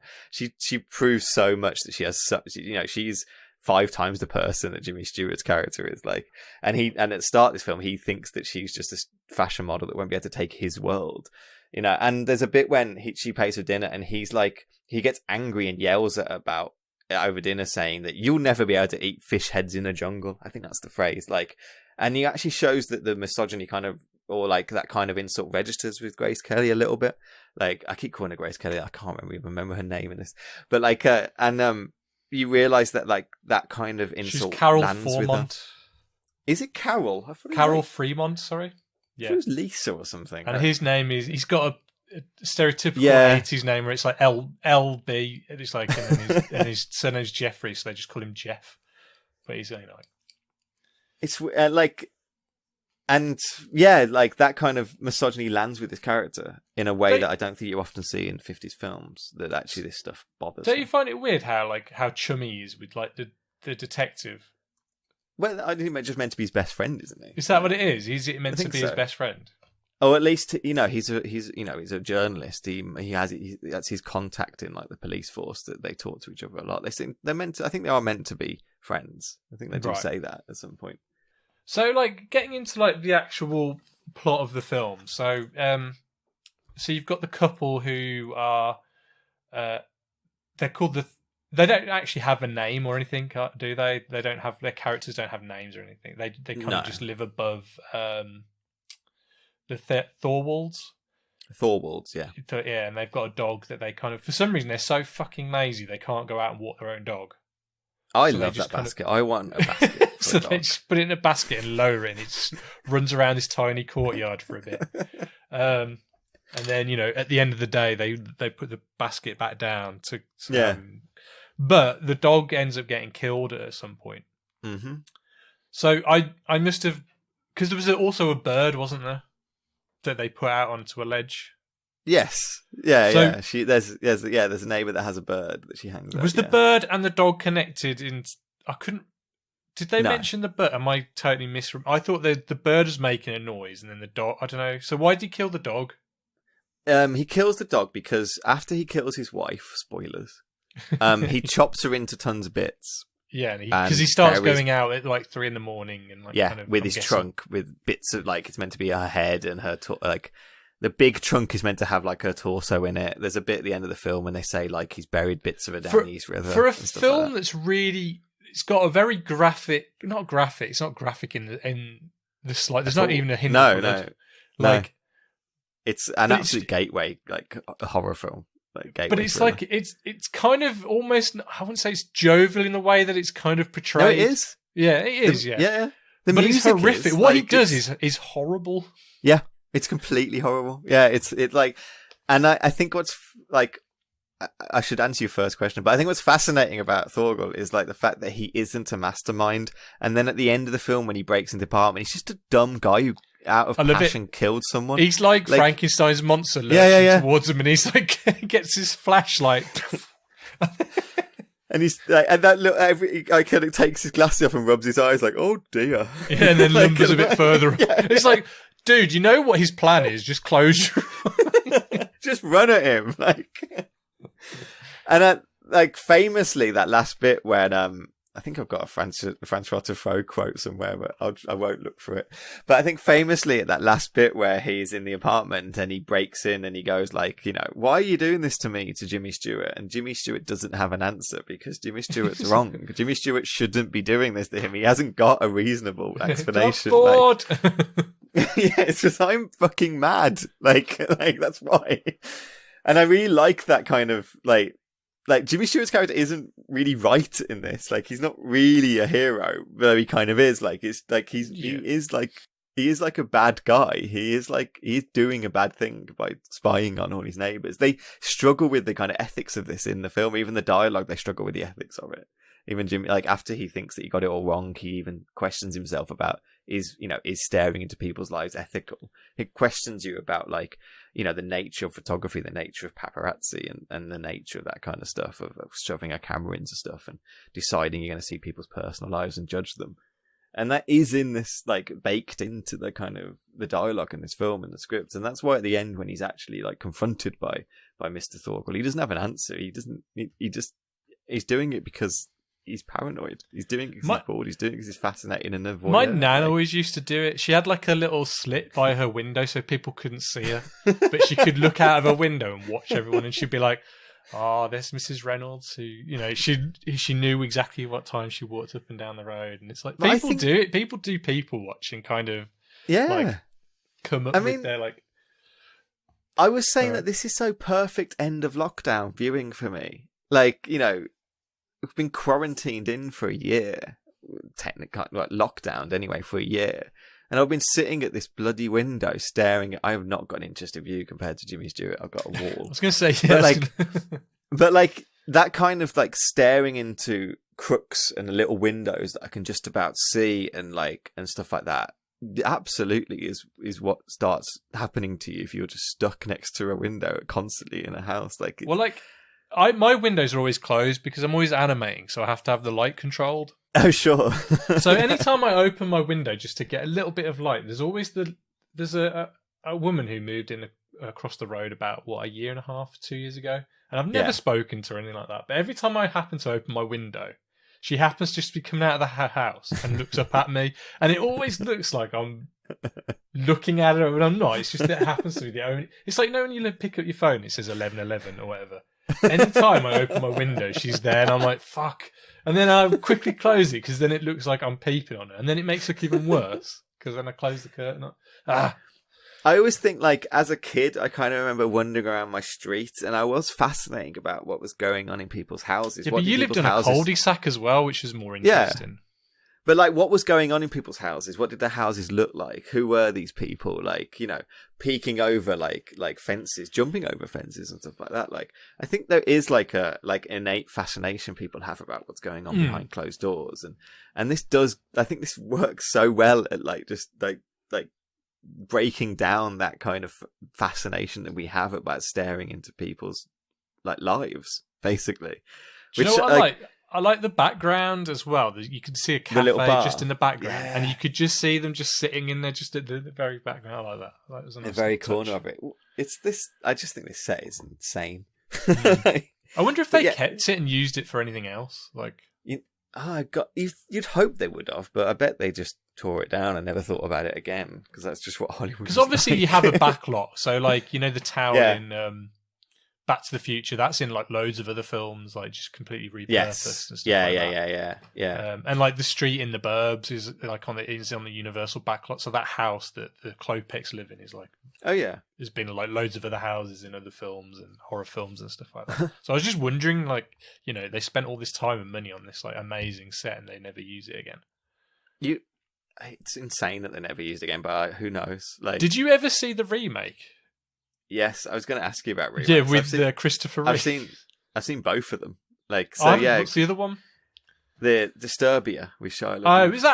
Oh, is that actually? I've seen that, but is that actually meant to be a remake of this, or is it just? It is a remake. Yeah, I have seen it. Yeah.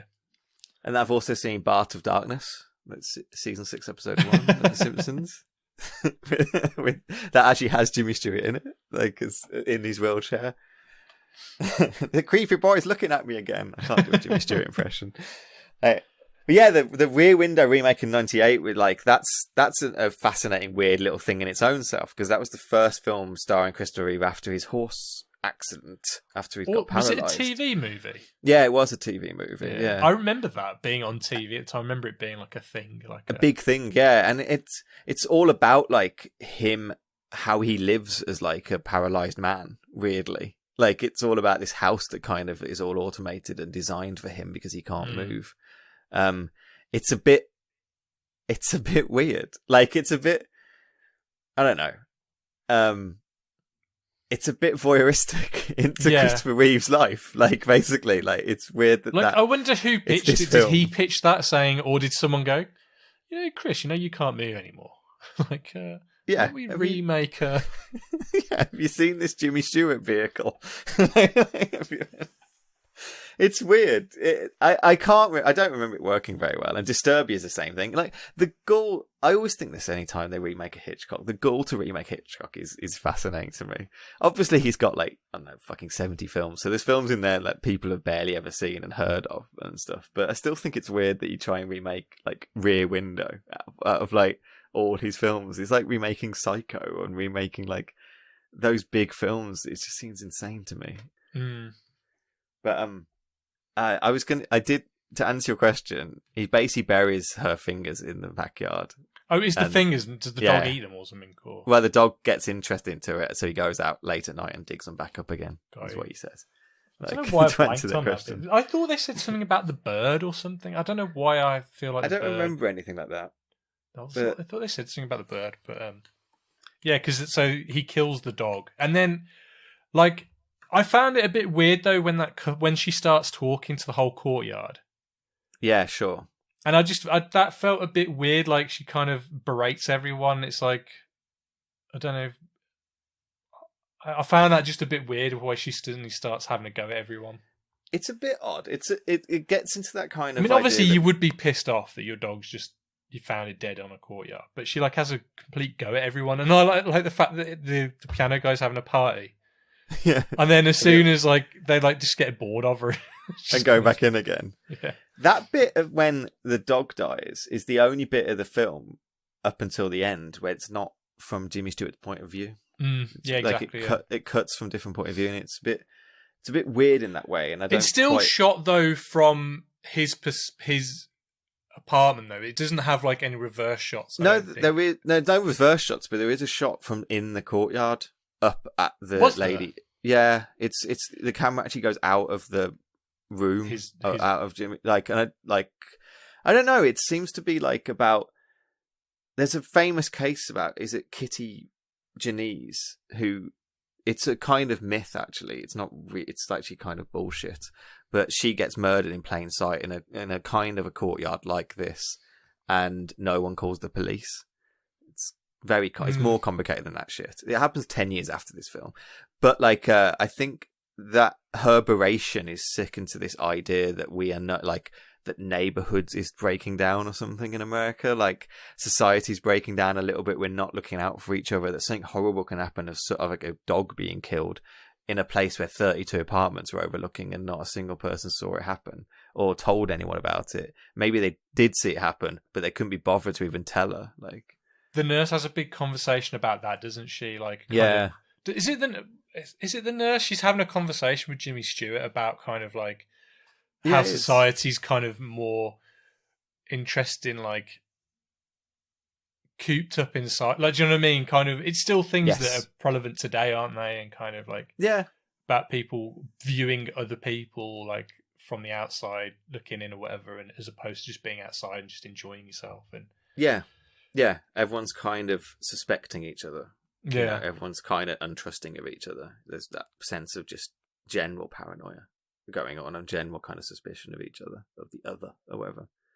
And like the big thing about that scene, obviously, is that like it had to be like a big, loud scene that would get everyone to come out of their apartments, because the only person that doesn't come out of their apartment is the killer. Yeah. I love, though, how it's just completely dark. And you can just see his cigar just lighting up and down. I thought it was so cool. I think it's really cool as well. Like, a few other things I'd really like about this. That couple, they want to stick top to tail. The way Hitchcock directed this is he had like hidden microphones and hidden earpieces for all the actors that played all the characters in the courtyard. So you could say to what to do and he stuff. Would tell them what to do, He would give them instructions when the camera's going over to them, like, and stuff like. So with the couple that slept on the outside, he was telling both of them to steal the covers without the other one knowing that the other one was getting told this. So like them fighting for the covers under the kind of blanket is Hitchcock getting them to fight for the covers, basically, and things. There's a thing with Miss Torso. I was looking at her Wikipedia, and it says also known as Miss Torso. So I think she's pretty much only famous for being for this. I think she was a dancer or something. So right, okay. She I don't know if this is true or not, but it was one of those IMDb facts or so whatever. But apparently Hitchcock asked her what her favourite type of pie was, and she said she likes every type of pie apart from pumpkin, so he bought pumpkin. So he made her eat pumpkin pie every time that she went to the fridge and stuff like that. I love pumpkin pie. Yes, me too. Miss Torso. But even talking about Miss Torso, it's like that kind of male gaze, the very fact that he calls her Miss Torso, just such like an objectifying term for her. But also in the same film where an actual woman reduced to a torso in a in a box, in a box, that's so like pointed, like why is she not called Miss Torso? It's so pointed that Jimmy Stewart's character reduces a woman to a torso, and the killer reduces a woman to a torso. Like, it's funny though how we in real life you come up with names for people. When we right. go to the video game I hope you don't shop. call people Miss Torso. No, we called the one guy 2 weeks because he always said, "When's that game coming out?" "Oh, it's out in 2 weeks." "Oh, okay, so you're 2 weeks now." And then the one guy had big lips, so we called him Lippy. The Russian guy, Sven or whatever his name was. I forgot about that. And then the one guy, this is the most original name. He run the Warhammer shop or whatever in the market. So we just called him Warhammer. Warhammer was good. Yeah, he sold like retro video games and stuff. Before it was cool. Before it was cool. And didn't he sell bootleg DVDs as well? No, that was a different guy. That was the guy I got. I got Spider-Man before it came out, like even in America, and you can actually see before they cropped out. So when it's like unmatted or whatever, you can see like all the booms in shot before they put the matted, they cropped it and stuff like that. I want to mention one thing. That's not true. I want to mention thousands of things, but I'm going to mention a filmy thing, Ollie, and you got it. A filmy thing, because we have been talking about filmy things. So we're a filmy podcast. You might know. We're two idiots talking about films. We are a filming podcast. The Two Idiots podcast, yeah. And I'm going to... there's a thing in film called the Kuleshov effect. Kuleshov effect. The Kuleshov effect. Yes, Kuleshov effect. Kuleshov. And the Kuleshov effect is like the way... So if you have montage editing, so a series of kind of like close-up single shots put together to tell a story. The Kuleshov effect is a phenomenon that the viewers, like the audience, they drive more meaning from two sequential shots than from just a single shot in isolation. So it's the basis of editing. Okay, The implication is that viewers bring their own emotional reaction to the sequence of images. Like you bring yourself to what's being shown more than actually if you what's on the screen. See a picture of a man smiling and then some food, it might mean he's hungry or like. Yeah, but actually more the Kuleshov effect is actually that is a phenomenon that was. I'm going to let Mr. Alfred Hitchcock explain this. So, in the story, in the interview with Truffaut says, "I imagine that the story appealed to you primarily because it represented a technical challenge, a whole film from the viewpoint of one man, and embodied in a single large set." And Hitchcock responds, bear with me, "Absolutely, it was a possibility of doing a purely cinematic film. You have an immobilized man looking out. That's one part of the film. The second part shows what he sees, and the third part shows how he reacts. This is actually the purest expression of a cinematic ideal. Pudovkin dealt with this, as you know. In one of his books, The Art of the Montage, he describes an experiment by his teacher Kuleshov. You see a close-up of the Russian actor, Ivan Mushchikin. This is immediately followed by a shot of a dead baby. Then back to Mushchikin again, and you read his compassion on his face. Then you take away the dead baby and you show a plate of soup. And now when you cut back to Mushchikin, he looks hungry. Hungry. Yet in both cases, they actually used the same shot of the actor. His face was exactly the same. In the same way, if you say a close-up of Jimmy Stewart looking out the window at a little dog being lowered in a basket, and then back to Stewart, he has a kindly smile. But if in that place of the little dog you show a half-naked girl exercising, you cut back to Stewart again, and this time he's seen as a dirty old man. Sinister, yeah. So, like, and like that's the words of Mr. Hitchcock, but like that culture effect is like a phenomenon of filmmaking, and a phenomenon that like you read more into people's expressions because of what you're shown they're looking at rather than actually what the actor's doing, and that's like a provable phenomenon. And this film just relies on it. Like this film is all about that. Well, yeah, like, it's just him looking at things and then reacting to it, and like so like it's all to do with the way the brain looks at editing, and you bring your own kind of assumption about what his inner feelings are. So that's our bit of film school. But I just think it's fascinating. It's the best example of that effect that exists, really. Like, and it's just worth mentioning, I felt, in this episode, really. And I guess one other thing I thought was really cool is Truffaut himself. He talks about this film, and he says that like he was working as a critic when he first ever saw Rear Window, and he said that he remembers writing that the picture was really gloomy. It was really pessimistic, and he felt it was quite evil.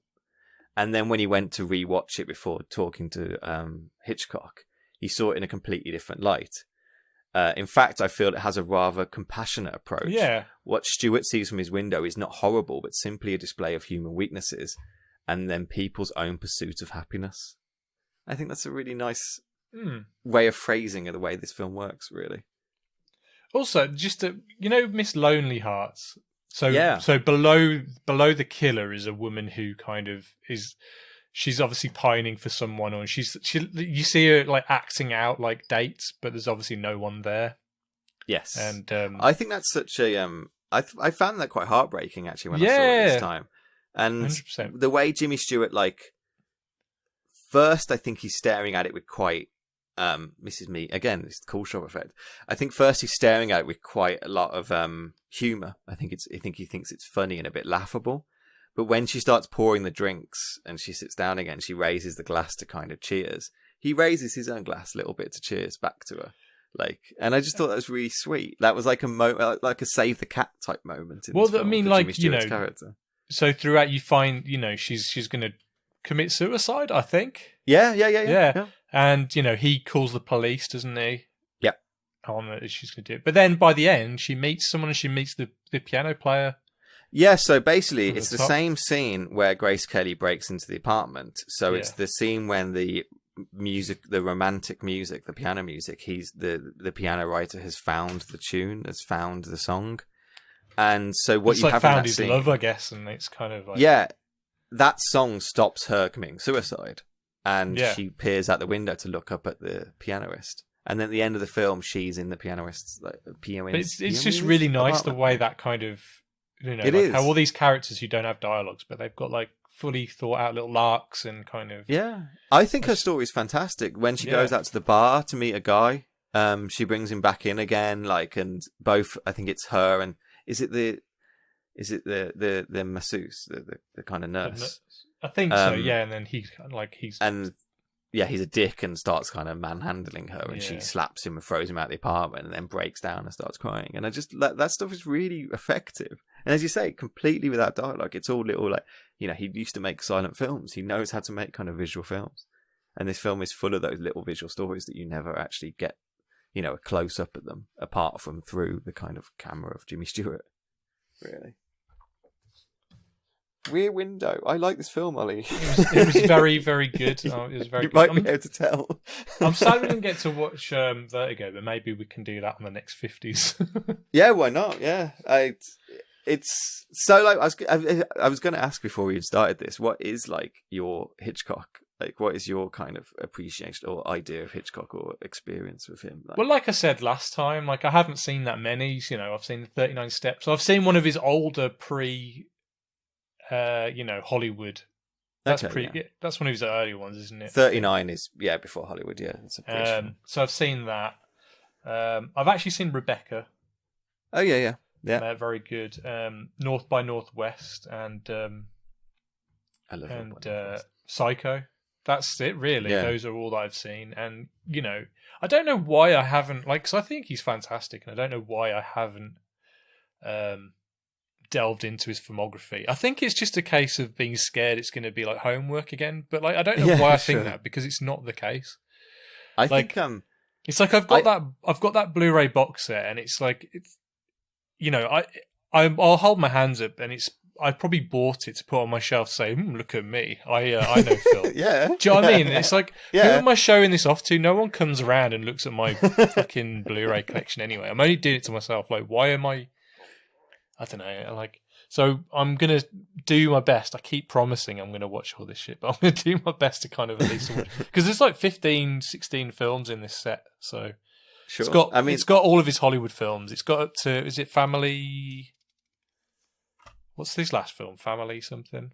Oh, I don't know. I always think it's Frenzy of his last film, but Frenzy isn't his last film. But yeah, it's got. Yeah. I can't memorize all his films he's done. Like he did like 80 films. I don't know. Like every time I think I know all his films, someone will bring out another one that I've never heard of. As far as I can tell, his last Family film Plot is his last film. Yeah. It's. I like my idea of Hitchcock is almost like I think my dad introduced me to him. Like he's kind of like, I find Hitchcock really like mid. I find him really summery as a filmmaker. Like I watch Hitchcock films when I've got a day off and it's kind of nice weather and I'm sitting inside with the sun pouring in and I'm maybe I've opened wine or something like that. I find him like a bank holiday filmmaker, like a lazy Sunday afternoon or something. Well, he definitely made it like crowd-pleasing films, I think. He wasn't Yeah, definitely. He's a popcorn filmmaker. Exactly, yeah. I just find it really comforting. I find these films really comforting, really just like warm, weirdly. Just like, I think my favourite is Notorious. I think is my favourite Hitchcock, though Rear Window comes very close. Like, but there's just something wonderful about the interplay. There's something really satisfying about a Hitchcock film that builds to something and then does always pay off. No.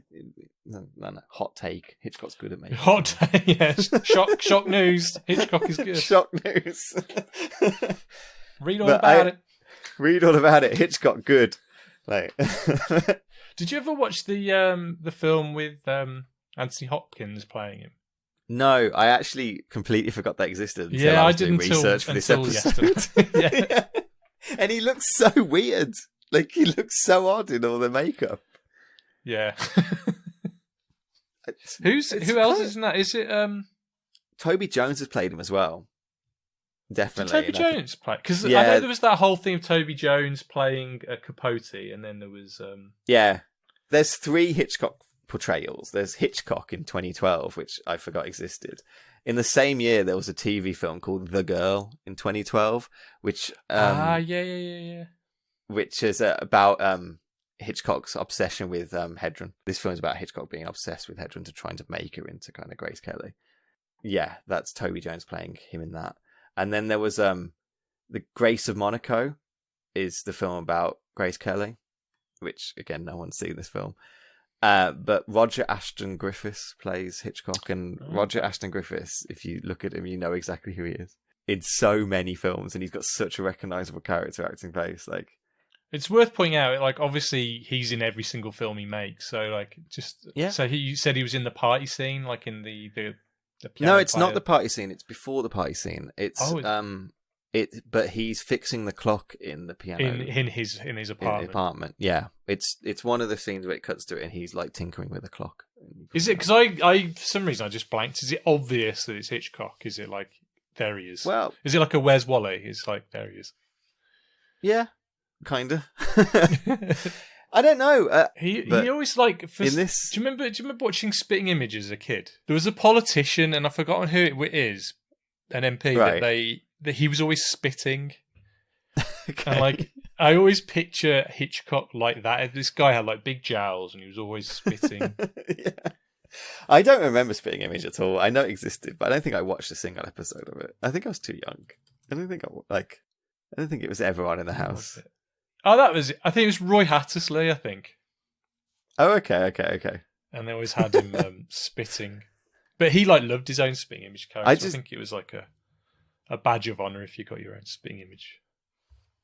Yeah, did you not watch it? I remember like after like I know we were quite young, but I always watched it on Sundays just because I liked the look of it, even though I had no idea what was going on. And I remember talking about it at school, like in like year 2 and stuff like that. But I remember watching it. I don't think I ever saw it. Didn't they bring that back last year or something? No one needs Bing. Yeah, they brought it back on BritBox, and they were like, "No one who has BritBox." Like, no one. No one needs Bing. I mean, satire's different now. That's my.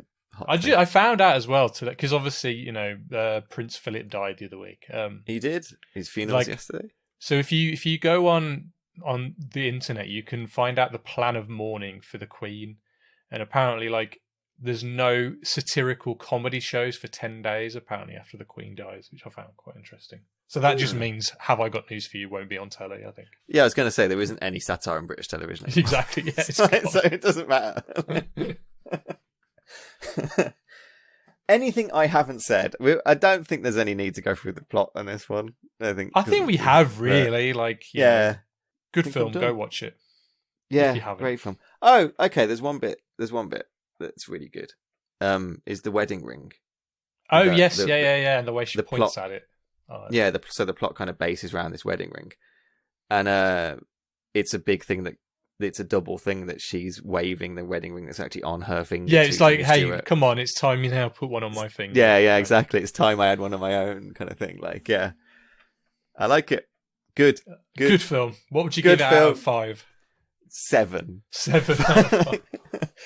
Yeah, 5 out of 5. I adore this film. I've seen it too many times and I had a great time watching it, especially at the end of lockdown when it kind of feels like the rest of the world's got the vaccine and they're kind of coming out of their houses, but I'm still locked in. Where's our vaccine? When are we going to get our info? I don't know.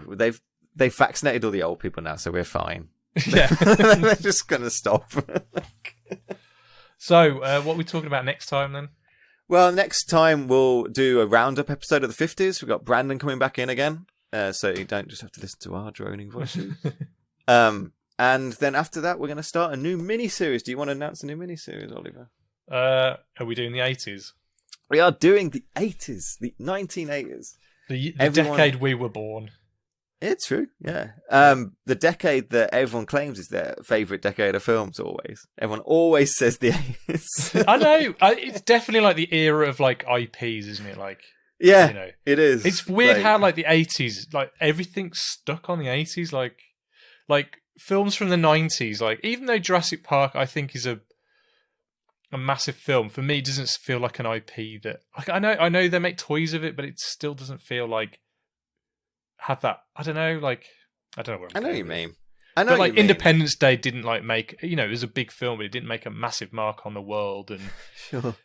Twister, you didn't get Twister versus Volcano, did you? Several years later or whatever. I want to watch Twister versus Volcano. That sounds like the best film. But like things are still like we're getting a Ghostbusters sequel from 1989 to now. Like what the fuck? Bill and Ted. It's like when you're right. It's so many franchises were invented in this era. It's when everything went super commercialization. Like everything got toys, everything got sold to kids, everything got like burnt into kind of what culture would be, and we're struggling constantly to get past the 80s. Even when they make films set in the past, it's always like 80s stuff and 80s things and 80s music and like that. I guess we should probably apologize to all our listeners. Like, unfortunately, we won't be talking about any of those films though. No, we've seen them all. Yeah. So we're doing an alternate 80s film. Yeah. But it'd be good. We got some really good films lined up. We got some British horror films. We got some like American kind of bigger films, like kind of big franchise like attempts. And we'll talk about it more, I think, on our first episode. I don't understand though how our 50s has managed to span over 6 months. I don't understand how that's happened. How has that happened? I don't know. Oh, no, is it 6 months or is it it's 5 or 6 months? Like, in my head, it should be 3 months and that's it. And then... Yeah, it's about 5 months. Yeah, 6 months. It's crazy. It's because our recording schedule is bonkers. And we take breaks now and again, but that's fine. It's fine. Life happens. Life happens. I like taking breaks. Right, thank you very much for listening. Don't forget you can reach out to us on Twitter. We are at Adjust Your Track. That's with a Y, not a your. Don't forget to rate, review, and subscribe on whatever you listen to us on, be that Stitcher, Apple Podcasts, Amazon things, the YouTube things. We're on all of them. Please comment. Please subscribe. Please like. Please do all the things. Do something. And yeah, don't forget, if the picture's bad, always adjust your tracking.